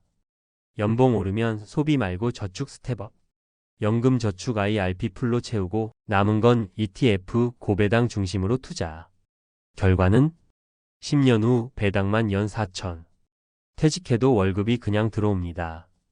이거 실제로 가능합니다. 사례 3, 60세 재취업 성공 자격증 하나로 인생 역전. 55세에 퇴직하고 3년 놀다가 자격증의 필요성을 깨달음. 그래서 58세에 마음 잡고 주택관리사 준비해서 1년 만에 합격. 현재 월 28만 320 받고 일합니다. 이분 말이 잊히지 않아요. 이걸 55세에 시작했으면 얼마나 좋았을까. 결론 5천자 마무리 느낌으로. 은퇴 준비는 사실 어렵지 않습니다. 문제는 대부분이 너무 늦게 시작한다는 거예요. 퇴직은 갑자기 오고 준비는 갑자기 되지 않습니다. 그래서 딱 3가지는 잊지 마세요. 50세 전후 강제 저축 스텝업, 세제 혜택 계좌 총동원, 매년 월급을 만들어주는 배당 구조 만들기. 이 3가지만 해도 퇴직 통보 받는 날 당신은 절대 무너지지 않습니다. 솔직히 말씀드릴까요? 많은 60년 대생분들이 연금 받는 날을 인생의 터닝포인트라고 기대하시잖아요. 이제 좀 쉬자. 이제부터는 나라가 좀 책임져 주겠지 그렇게 믿으셨을 겁니다. 그런데요. 정작 그날이 오면 여러분의 입에서 가장 먼저 튀어나오는 말이 뭔지 아세요? 이 금액 받고 어떻게 살라고? 그 순간부터 진짜 악몽이 시작됩니다. 통장에 찍힌 숫자가 너무 적어서가 아니라 내가 평생 벌고 낸 국민연금이 이 정도였다는 현실이 너무 잔인해서예요. 여러분 잘못이 아니에요. 단지 시대가 바뀌었고 지출 구조가 변했고 그동안 연금만 받으면 살겠지라는 믿음이 너무 깊이 심어져 있었던 거죠. 하지만 이제는 피할 수 없습니다. 현실은 우리를 기다려주지 않아요. 지금 60년 대생에게 찾아오는 건 노후 빈곤의 공포가 아니라 생존의 공포예요. 그럼 도대체 왜 국민연금 첫 세대가 가장 큰 충격을 받는 걸까요? 듣기 싫어도 더 늦기 전에 정확하게 알아야 합니다. 지금 벌어지는 일은 단순히 연금이 적다의 문제가 아닙니다. 진짜 문제는 이겁니다. 일 기대한 금액과 실제 수령액의 차이가 너무 크다. 평생 낸 만큼 돌려받는다고 생각했죠. 하지만 실제로는 기본 생활비의 절반도 안 되는 금액이 찍힙니다. 실수령 기준. 대부분 월 7만 110만 원 사이. 이걸로선 월세 관리비 식비만 해도 감당이 안 됩니다. 이 지출 구조는 계속 오르는데 연금은 정체돼 있다. 여러분이 직장 다니던 시절엔 50만 원이면 한 달 살았어요. 지금은 관리비만 20만 원이 넘습니다. 물가, 공공요금, 의료비는 계속 상승하는데 연금은 아주 조금씩만 오죠. 삶 은퇴자들의 노후 착시가 가장 위험하다. 내가 생각보다 적게 쓰겠지. 노후엔 돈 쓸 데가 없겠지. 나도 연금 부자 중 하나겠지. 이 착시가 진짜 문제입니다. 막상 은퇴하면 지출은 줄지 않고 오히려 늘어가는 항목이 수두룩해요. 그럼 지금 60년 대생에게 가장 많이 찾아오는 공포는 뭘까요? 첫 번째 공포, 이 돈으로는 못 살겠다는 절대적 금액 부족. 연금 수령액이 처음 찍히는 순간 사람들은 불안이 아니라 호흡 곤란이 온다고 해요. 이걸로 최소 30년을 버티라고? 그냥 답이 없는 수준이죠. 여기서부터 생활비 공황이 시작됩니다. 적응할 시간도 없어요. 바로 다음 달부터 현실로 들어갑니다. 두 번째 공포, 자식에게 손 벌리기 싫은데 방법이 없다. 실제로 많은 60년 대생 부모님들이 말합니다. 애들한테는 절대 손 벌리고 싶지 않다. 그런데요. 막상 연금 받아보면 본인의 의지로 해결할 수 있는 구조가 아닙니다. 가계 지출 중 자식에게 들어가는 비용은 끝났는데 본인 생활비가 오히려 더 팍팍해지는 거죠. 세 번째 공포, 의료비 돌발 지출. 60년 대생의 건강 문제는 예측 불가능이 아니라 예측 가능한 위기에 가까워요. 관절, 혈압, 당뇨, 치과, 안과. 치료비 한 번 나가면 바로 몇십만 원, 몇백만 원입니다. 이 의료비 항목이 연금 생활을 가장 먼저 무너뜨립니다. 그렇다면 지금부터라도 무엇을 해야 할까요? 여기서 중요한 건 연금이 적다를 받아들이는 게 아니라 그 적은 연금으로도 살아남는 전략을 세우는 겁니다. 가장 먼저 해야 할 건 지출 구조 재설계예요. 지금의 생활비 기준으로는 절대 버틸 수 없습니다. 두 번째는 소액 현금 흐름 확보입니다. 60대에게 가장 필요한 건 큰 투자가 아니라 한 달 20만 원, 30만 원의 작은 캐시플로우예요. 세 번째는 지출의 예측 가능성 확보입니다. 미래 의료비, 갑작스러운 지출을 미리 포함시키는 구조가 필요합니다. 여기서 실제 사례 3가지를 말씀드려 볼게요. 이건 그냥 이론이 아닙니다. 실제로 지금 60년 대생에게 벌어지고 있는 현실입니다. 사례 1, 연금 92만 원 들어온 날 제일 먼저 든 생각은 절망이었어요. 경기도에 사는 63세 남성 어씨. 직장생활 30년 하고 나름 성실하게 국민연금 냈습니다. 본인은 최소 13만 150 받는다고 생각했어요. 그런데 첫 수령액이 92만 원. 관리비, 식비, 교통비만 해도 110만 원이 넘는데 연금은 고작 92. 그날 어씨는 식탁에 앉아 한참을 멍하니 있었다고 합니다. 이게 끝이 아니라 시작이라는 걸 알았기 때문이죠. 사례, 이 자식에게 손 벌리고 싶지 않았는데 결국 무너졌습니다. 부산에 사는 60세 후반 여성 B씨. 월세 40만 원에 홀로 생활 중. 연금 실수령은 79만 원. 월세만 내면 남는 돈은 39만 원. 원래는 자식에게 절대 말 안 하려고 했지만 갈수록 의료비가 늘어나서 결국 매달 10만 원씩 아들에게 지원을 받기 시작했습니다. 이 나이에 자식을 의지해야 한다는 게 너무 속상하다. 이 말을 하면서 눈물을 흘렸다고 합니다. 살해 3 노후는 고통이 아니라 공포더군요. 갑자기 의료비 160만 원. 서울에 사는 67세 지지. 평소 건강 자신이 있었어요. 하지만 어느 날 허리 디스크가 심해져서 치료 비약값제 활치료비로 한 달에 160만 원이 나갔습니다. 문제는 그달 연금이 105만 원. 아무리 줄여도 생활비가 70만 원은 필요한 상황. 결국 모아둔 600만 원 피상금이 4개월 만에 다 사라졌다고 해요. 결론은 명확합니다. 60년 대생에게 다가오는 노후는 가난의 문제가 아니라 구조의 문제예요. 연금은 늘지 않는데 물가는 올랐고 의료비는 폭발했고 생활비는 줄여도 끝이 없습니다. 그래서 지금 가장 중요한 건 버티는 게 아니라 구조를 바꾸는 것이에요. 지출 줄이기, 생활 루틴 바꾸기, 소액 현금 흐름 만들기, 건강비 대비하기. 이 4가지는 선택이 아니라 생존입니다. 그리고요, 제가 앞에서 말씀드린 현실이 너무 무겁게 느껴지셨을 수도 있어요. 근데 진짜 중요한 건 지금부터 어떻게 사느냐지 이미 정해진 연금액이 전부가 아니라는 겁니다. 오히려 많은 전문가들이 이렇게 말하잖아요. 노후는 돈 많은 사람이 이기는 게 아니라 구조를 빨리 바꾸는 사람이 살아남는다. 이 말이 60년 대생에게는 정말 딱 맞는 얘기입니다. 지금 여러분에게 필요한 건 거창한 재테크도 아니고 대단한 투자가 아니에요. 현실적으로 가능한 살아남는 방법을 만드는 겁니다. 예를 들어 말씀드릴게요. 많은 60대들이 공통적으로 하는 실수가 뭐냐면요. 생활비를 갑자기 확 줄이려 한다는 거예요. 그렇게 하면 일단 스트레스가 미친 듯이 올라가고 또 몇 달 지나면 원래 생활 패턴으로 돌아가게 됩니다. 그럴 바엔 훨씬 더 효과적인 방법이 있어요. 바로 생활비를 줄이는 게 아니라 생활비의 구조를 바꾸는 것입니다. 예를 들어 같은 15만 원짜리 식비라도 집에서 해먹는 식단으로 바꾸면 건강은 좋아지고 의료비는 줄고 식비는 30% 이상 절감됩니다. 생활비를 줄인 게 아니라 생활비가 새어나가는 구멍을 막은 거죠. 또 한 가지 60년 대생에게 꼭 필요한 건 한 달 20만 50만 원 정도의 작은 캐시플로우입니다. 이게 있느냐 없느냐가 노후의 체감 안정감을 완전히 바꿉니다. 왜냐면 월 30만 원이 추가로 생기면 연금이 100만 원이라도 생활 가능 비용이 130이 되죠. 이 30만 원 차이가 식비 관리비 교통비에서 심리적 압박을 확 낮춰줍니다.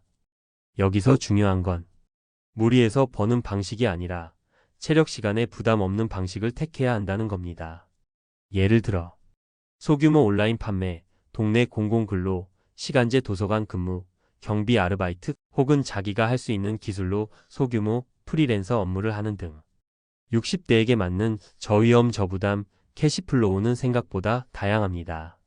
그리고 결국 여러분의 노후를 진짜로 지키는 건 돈이 아니라 예측 가능한 구조입니다. 생활비는 얼마나 들지, 의료비는 어떤 패턴으로 나갈지, 한 달에 얼마는 확실히 들어오는지 이게 머릿속에서 정리가 되는 순간 그동안 느끼던 공포의 70%는 사라집니다. 마지막으로 꼭 말씀드리고 싶은 게 있어요. 지금 60년 대생은 역사상 처음으로 부모 세대보다 가난할 가능성이 큰 노후 세대라고 하잖아요. 근데 이건 약점이 아니라 누구보다 빠르게 대응해야 하는 세대라는 뜻이기도 합니다. 연금액이 적다고 좌절할 필요 없습니다.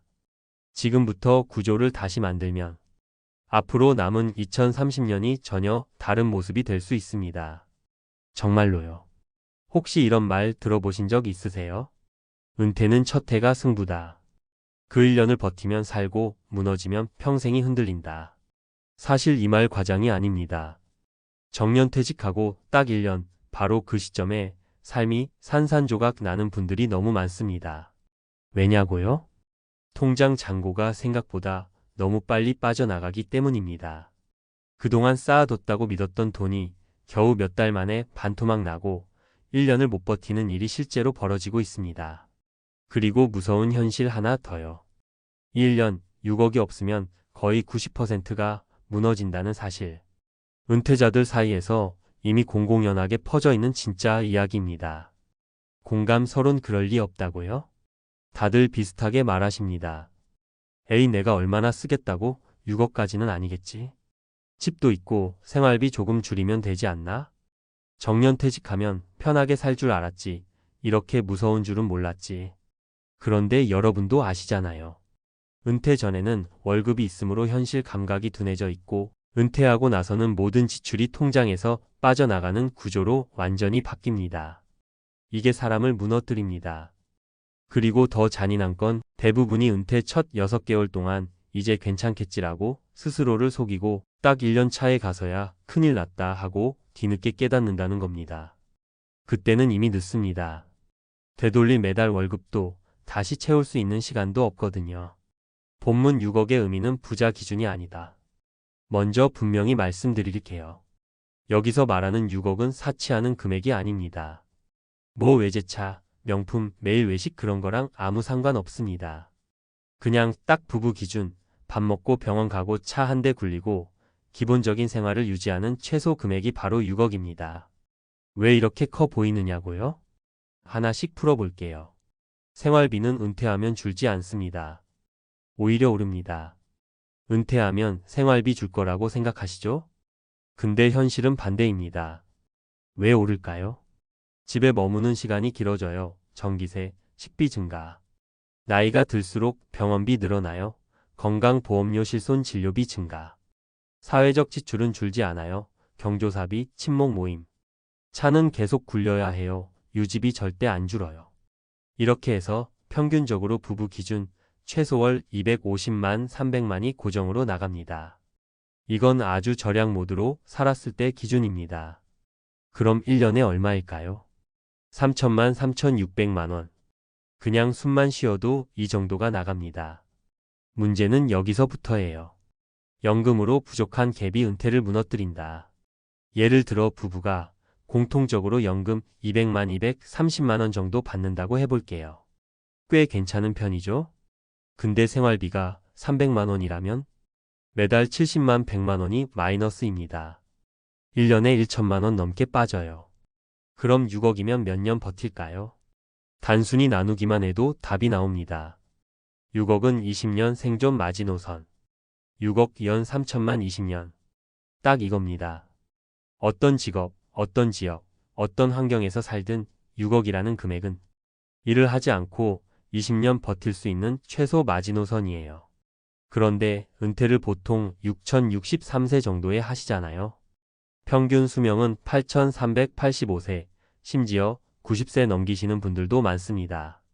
20년 버틴다고 해서 해결이 아니라는 거죠. 중요한 건 20년이 지나도 여전히 살아있다는 사실입니다. 그때부터가 진짜 공포예요. 은퇴 위기는 첫 해가 결정한다. 왜 첫 해가 중요하냐면요. 사람이 은퇴하면 심리적으로 절약이 바로 안 됩니다. 30년 넘게 쓰던 방식이 몸에 배어 있는데 1년 만에 바뀌겠어요. 그래서 은퇴 첫 해엔 대부분이 예전처럼 쓰고 모임 나가고 식사하고 여행도 가고 그러다 통장 잔고를 보고 충격을 받습니다. 왜 이렇게 빨리 줄어들지? 그리고 둘째 해부터 급하게 줄이기 시작하는데 그땐 이미 손실이 너무 커져 있습니다. 초반 1년이 10년을 결정하고 첫 3년이 평생을 결정한다는 말이 그냥 나온 게 아닙니다. 이제 현실 사례 3가지 들어갑니다.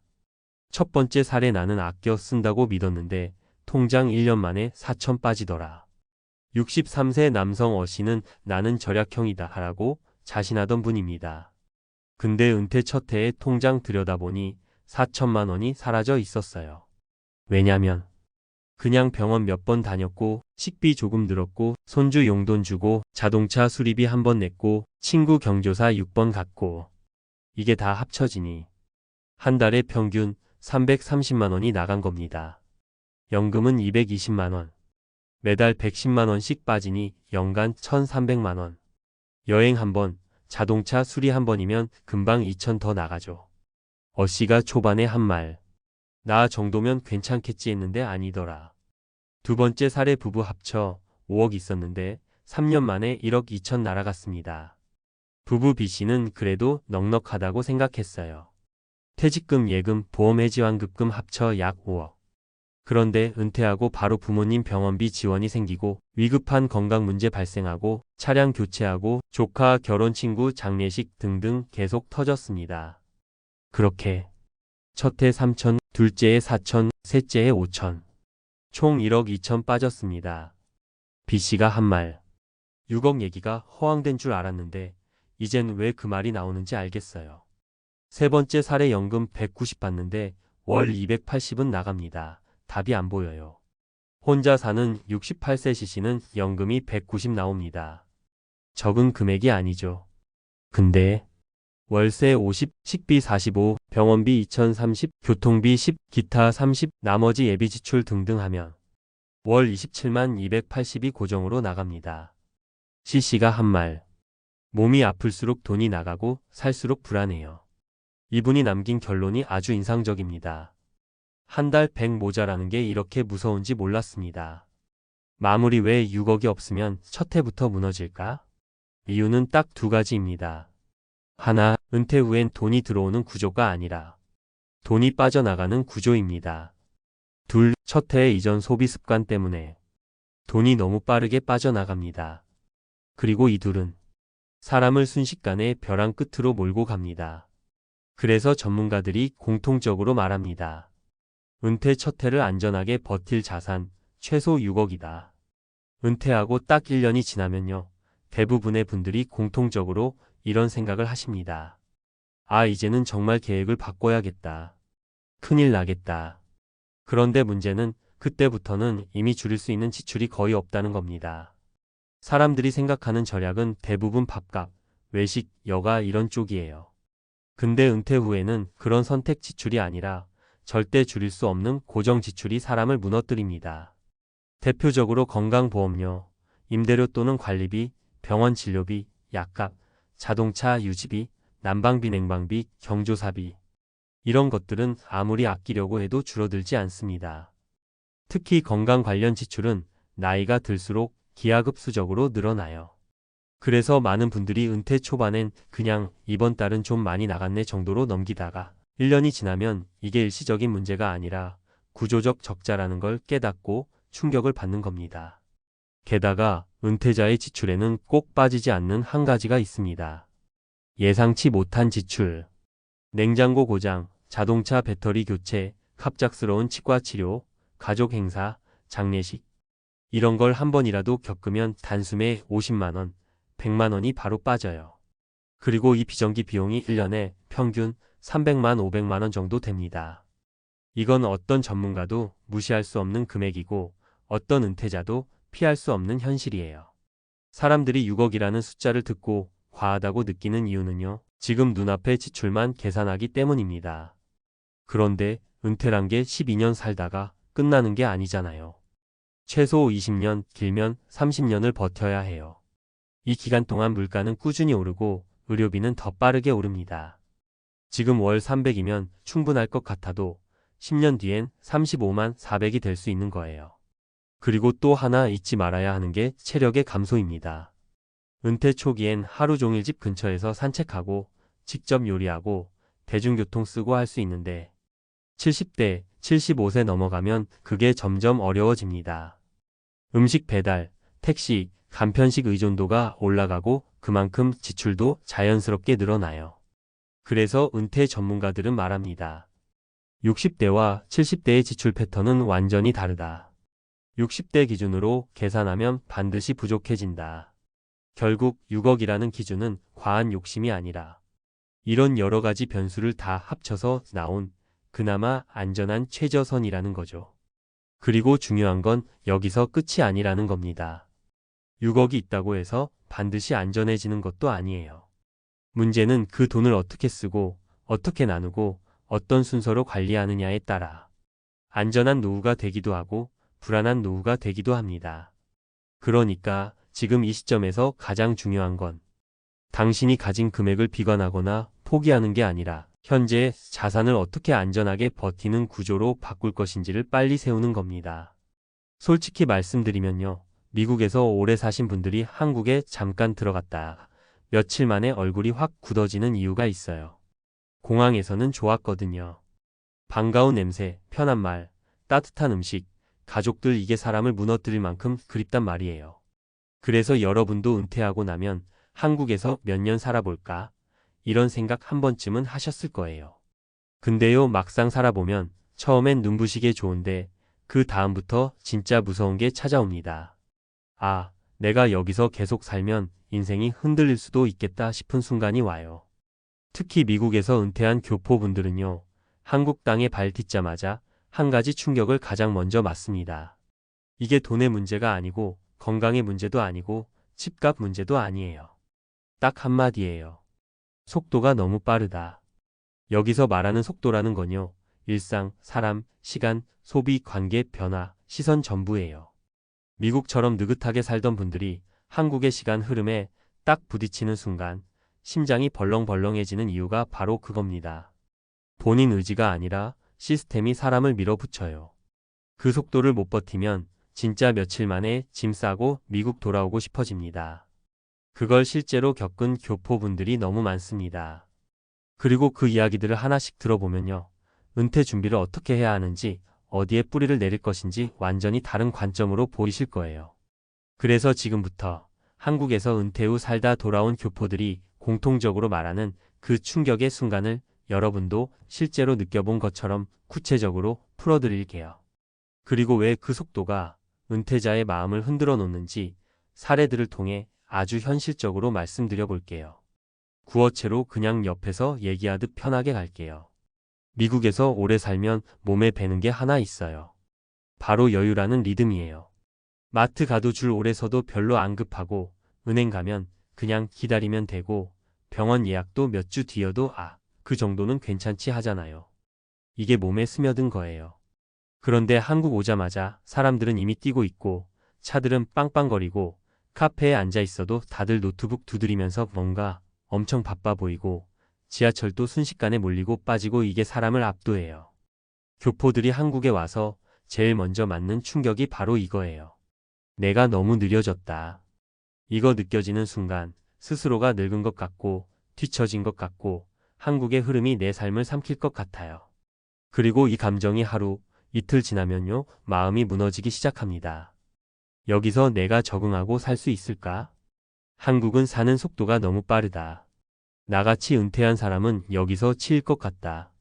이게 바로 은퇴 이후 한국 생활을 결국 포기하고 다시 미국으로 돌아가게 만드는 가장 큰 심리적 벽입니다.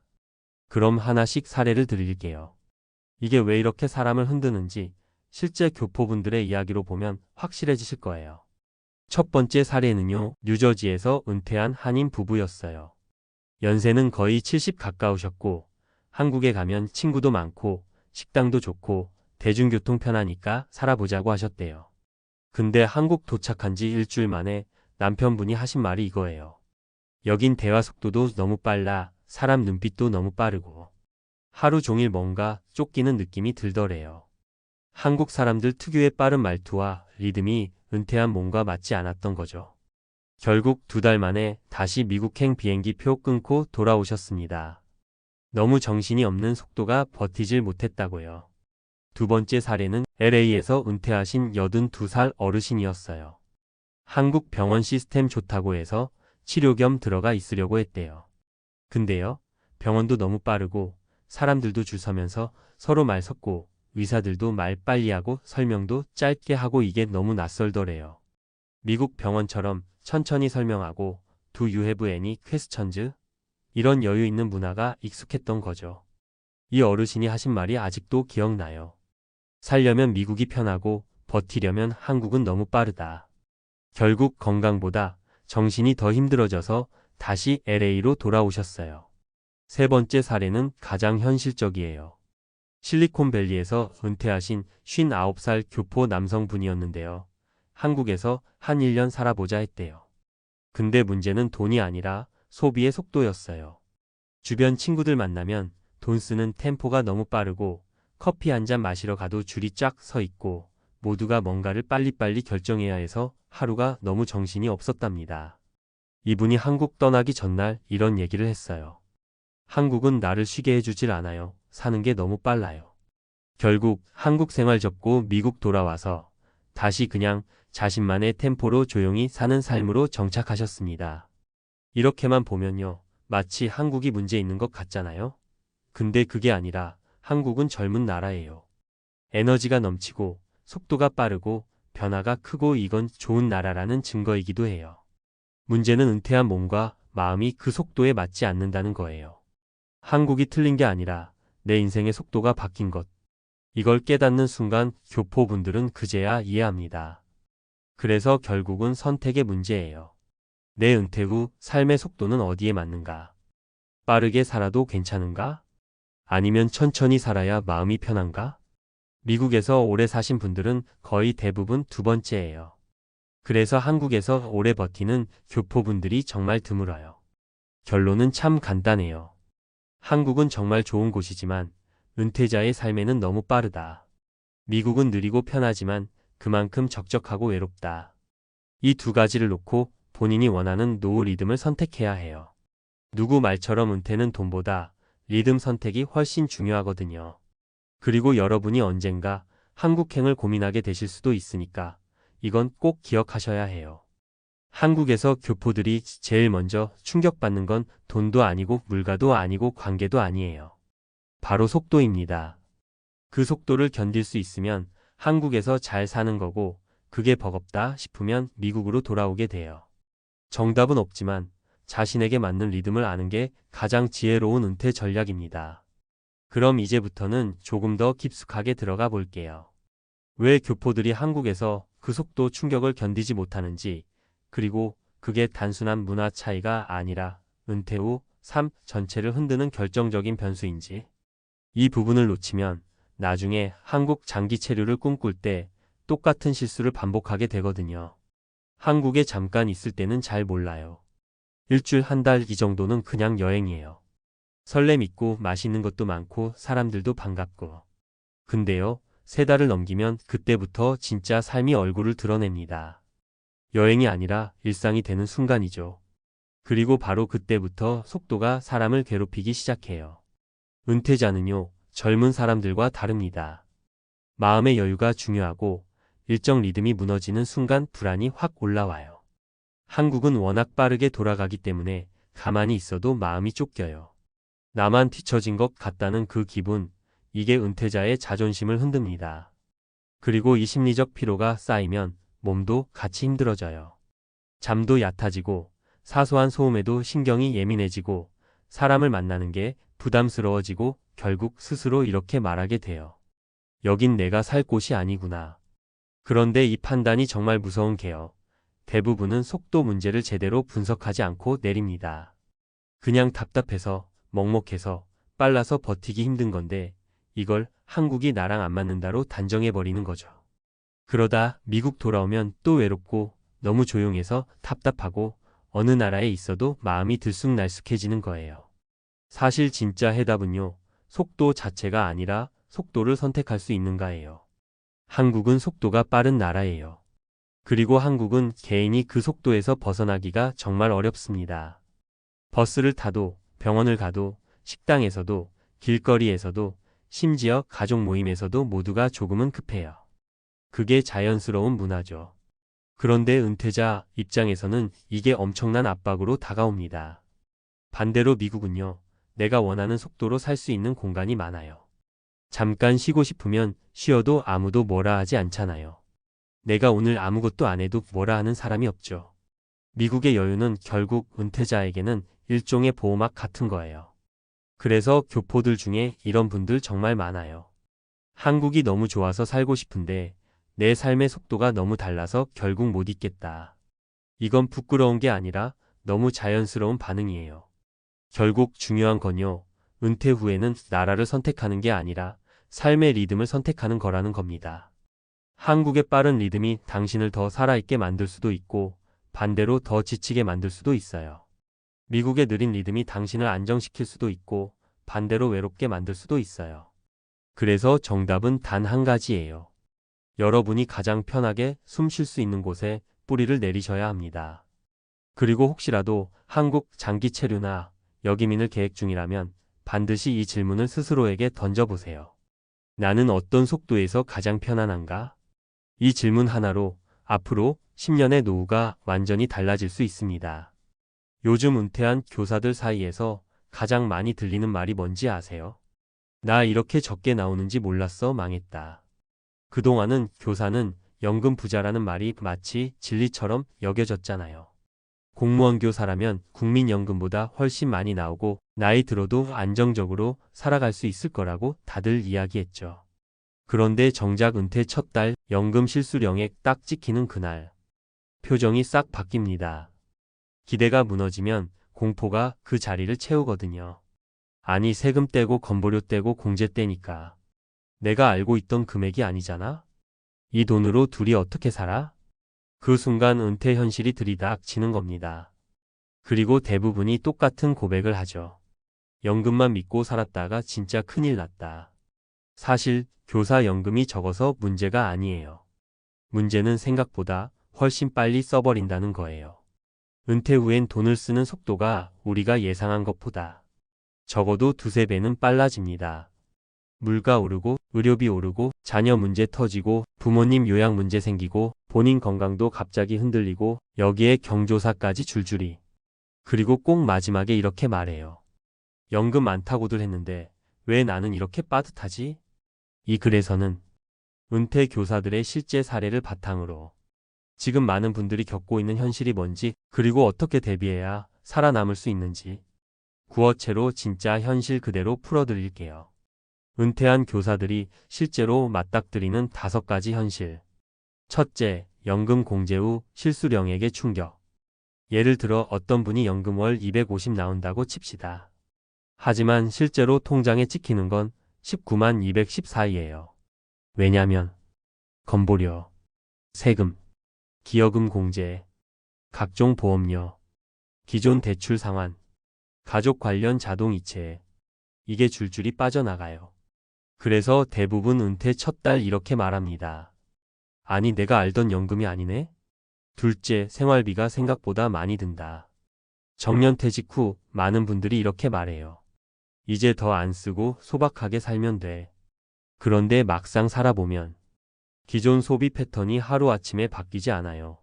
아침에 마시던 커피, 점심에 나가서 먹던 식사, 운동, 병원 침이, 부모님, 형제, 친구, 경조사. 이게 은퇴 전 루틴이라서 자동으로 돈이 나갑니다. 그리고 대부분 공통적으로 말해요. 우리 부부 둘이서만 살아도 250은 그냥 나가네.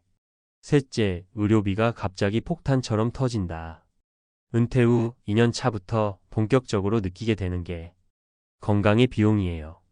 병원비가 한번 크게 나가거나 MRI 내시경, 당뇨 고혈압 약, 치과 임플란트, 무릎 허리 문제 이런 게 꾸준히 발생하거든요. 교사로 오래 일한 분들 대부분 스트레스 때문에 고혈압 당뇨 전 단계가 많아서 병원을 자주 가게 됩니다. 그래서 다들 이렇게 말해요. 아프면 끝이다. 진짜 돈이 무섭게 나가네. 넷째, 부모님 자녀 문제로 수백만 원씩 빠져나간다. 요즘 6070대가 끼인 세대잖아요. 부모님 요양비도 부담해야 하고 자녀도 아직 완전히 독립하지 못한 경우가 많아요. 한 번에 100만 원, 200만 원씩 나가는 달도 생겨요. 그래서 은퇴 교사들이 제일 많이 하는 말이 있습니다. 내 생활비 말고 가족 변수에서 무너진다. 다섯째, 기대와 현실의 간극에서 오는 멘탈 붕괴. 현실적으로 연금 자체는 우리나라 직업 중 가장 안정적인 축에 속해요. 하지만 문제는 머릿속 기대가 너무 높았다는 겁니다. 남들은 노후에 다 편하다던데 교사면 그래도 먹고 살만하다더라. 이 편견이 실제 현실과 마주하는 순간 멘탈이 와르르 무너져요. 그때 나오는 말이 바로 망했다. 그럼 이 문제를 어떻게 해결해야 하느냐? 결론은 연금 외의 안정적 현금 흐름입니다. 은퇴한 교사분들 중 노후가 편한 분들은 공통적으로 한 가지를 가지고 있어요. 바로 월 3,050만 원의 추가 현금 흐름이에요. 이게 왜 중요하냐면요. 병원비 나가는 달에도 버틸 수 있고 경조사 가족 변수에도 흔들리지 않고 여행이나 취미생활도 꾸준히 할 수 있고 멘탈이 확 안정됩니다. 연금만으로 버티는 분들은 평소엔 괜찮다가도 변수가 생기면 바로 흔들리는데 추가 현금 흐름이 있는 분들은 고정 지출이 흔들리지가 않아요. 이 차이가 은퇴 5년 차부터 크게 갈립니다. 교사 은퇴자 현실 사례 3가지. 사례 1 연금 230이면 여유롭다 생각했어요. 그런데 매달 적자예요. 서울에서 33년 근무한 여교사 어님. 연금은 월 230 정도 나오셨대요. 퇴직 직후엔 괜찮겠다 싶었는데 첫 달부터 병원비 45만원, 자녀 결혼 준비 도와주느라 150만원, 생활비 170만원. 그리고 이렇게 말했습니다. 연금이 많은 게 아니었어요. 내가 살아가는데 드는 돈이 더 많았던 거죠. 지금은 월 40만원짜리 작은 글쓰기 과외를 하면서 겨우 균형을 맞추고 있다고 해요. 사례 이 연금 260 나오는데 왜 이렇게 불안하죠? 경기 지역 중학교 교사 출신 B님. 연금 260이면 부자라 생각했대요. 근데 문제는 부모님 요양비랑 본인 당뇨 관리 비용이 한 달에 80만원 가까이 들어요. 그래서 실제 생활비로 쓸 수 있는 돈이 150 정도밖에 안 남는 거죠. 그러니 매일 불안하다고 해요. 연금 액수가 중요한 게 아니라 내가 감당해야 하는 변수가 훨씬 크더라고요. 사례 3부부 연금 합쳐 410인데도 빡빡해요. 두 분 다 교사였던 시부부. 연금 합치면 410이면 넉넉하다 생각하죠. 그런데 부모님 장례 요양병원 관련 비용, 자녀 이직 결혼 지원, 집 수리비 경조사까지 겹치니까 매달 빠져나가는 돈이 어마어마합니다. 신임이 제게 이런 말을 하셨어요. 연금은 안정적이긴 해요. 근데 인생이 불안정하니까 결국 빠듯해지더라고요. 결론은 아주 명확합니다. 교사라도 연금이 많아도 은퇴 후엔 추가 현금 흐름이 없으면 불안해집니다. 반대로 연금이 조금 적어도 월 3,050만 원의 현금 흐름만 만들어도 삶이 완전히 달라져요. 멘탈이 편해지고 돈 쓰는 패턴이 안정되고 의료비나 예상치 못한 지출이 와도 버틸 수 있습니다. 그리고요, 여기서 제일 중요한 얘기를 드릴게요. 은퇴 교사분들이 공통적으로 하는 가장 큰 착각이 하나 있어요. 난 연금 많으니까 굳이 다른 준비 안 해도 돼. 딱 이 생각이 은퇴 후 삶을 가장 많이 흔듭니다. 왜냐면요, 연금은 고정적인 만큼 한번 정해지면 그 금액이 내 삶을 끝까지 책임져 주지 않거든요. 물가가 오르고 의료비가 치솟고 가족 변수가 터지면 그 고정 금액이 순식간에 제약이 돼요. 그래서 지금 은퇴한 교사분들 거의 대부분이 23년 차쯤 이렇게 얘기해요. 이제라도 뭔가 소득을 만들 걸. 그냥 연금만 믿는 게 제일 큰 실수였다. 특히 가장 많이 무너지는 게 심리적 여유예요. 돈이 빠듯해지면 작은 소비도 스트레스가 되고 병원 가는 것도 부담돼요. 그러다 보면 일상이 위축되고 내가 뭔가 잘못 살고 있는 것 같은 설명하기 어려운 죄책감 같은 게 찾아와요. 이게 바로 은퇴 우울의 시작이거든요. 그런데 묘하게도 월 3,050만 원이라도 추가 현금 흐름이 생기면 이 심리 상태가 확 달라져요. 병원비가 갑자기 나가도 불안이 덜하고 경조사도 편하게 갈 수 있고 여행도 한 번쯤은 할 수 있고 무엇보다 나는 아직 스스로 벌어라는 감각 때문에 삶의 자존감이 되살아납니다. 그래서요, 제가 만난 은퇴 교사분들 중에서 진짜 안정적으로 잘 지내는 분들은 대부분 이런 말을 해요. 연금은 기본이고 내가 벌어들이는 3,050이 진짜 인생을 지켜준다. 여기서 중요한 건 큰 돈을 벌자는 게 아니에요. 은퇴자의 목적은 버티는 힘을 유지하는 것이거든요. 그리고 그 힘은 예상치 못한 일이 생기는 순간을 견디게 해주는 안정적 여유 자금에서 나와요. 한 가지 더 말씀드릴게요. 생활비와 투자비를 분리한다는 개념이 왜 중요한지도 꼭 알고 계셔야 돼요. 대부분 은퇴 후 실패하는 사람들이 이 두 개를 섞어버립니다. 생활비가 부족하면 투자 계좌에서 빼고 그러다 시장 조정이라도 오면 손절하고 멘붕 오고 그 순간 노후가 무너지기 시작해요.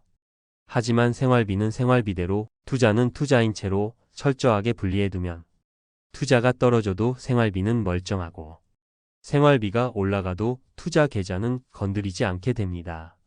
이 구조를 갖추면요. 은퇴 후 가장 큰 공포 2가지.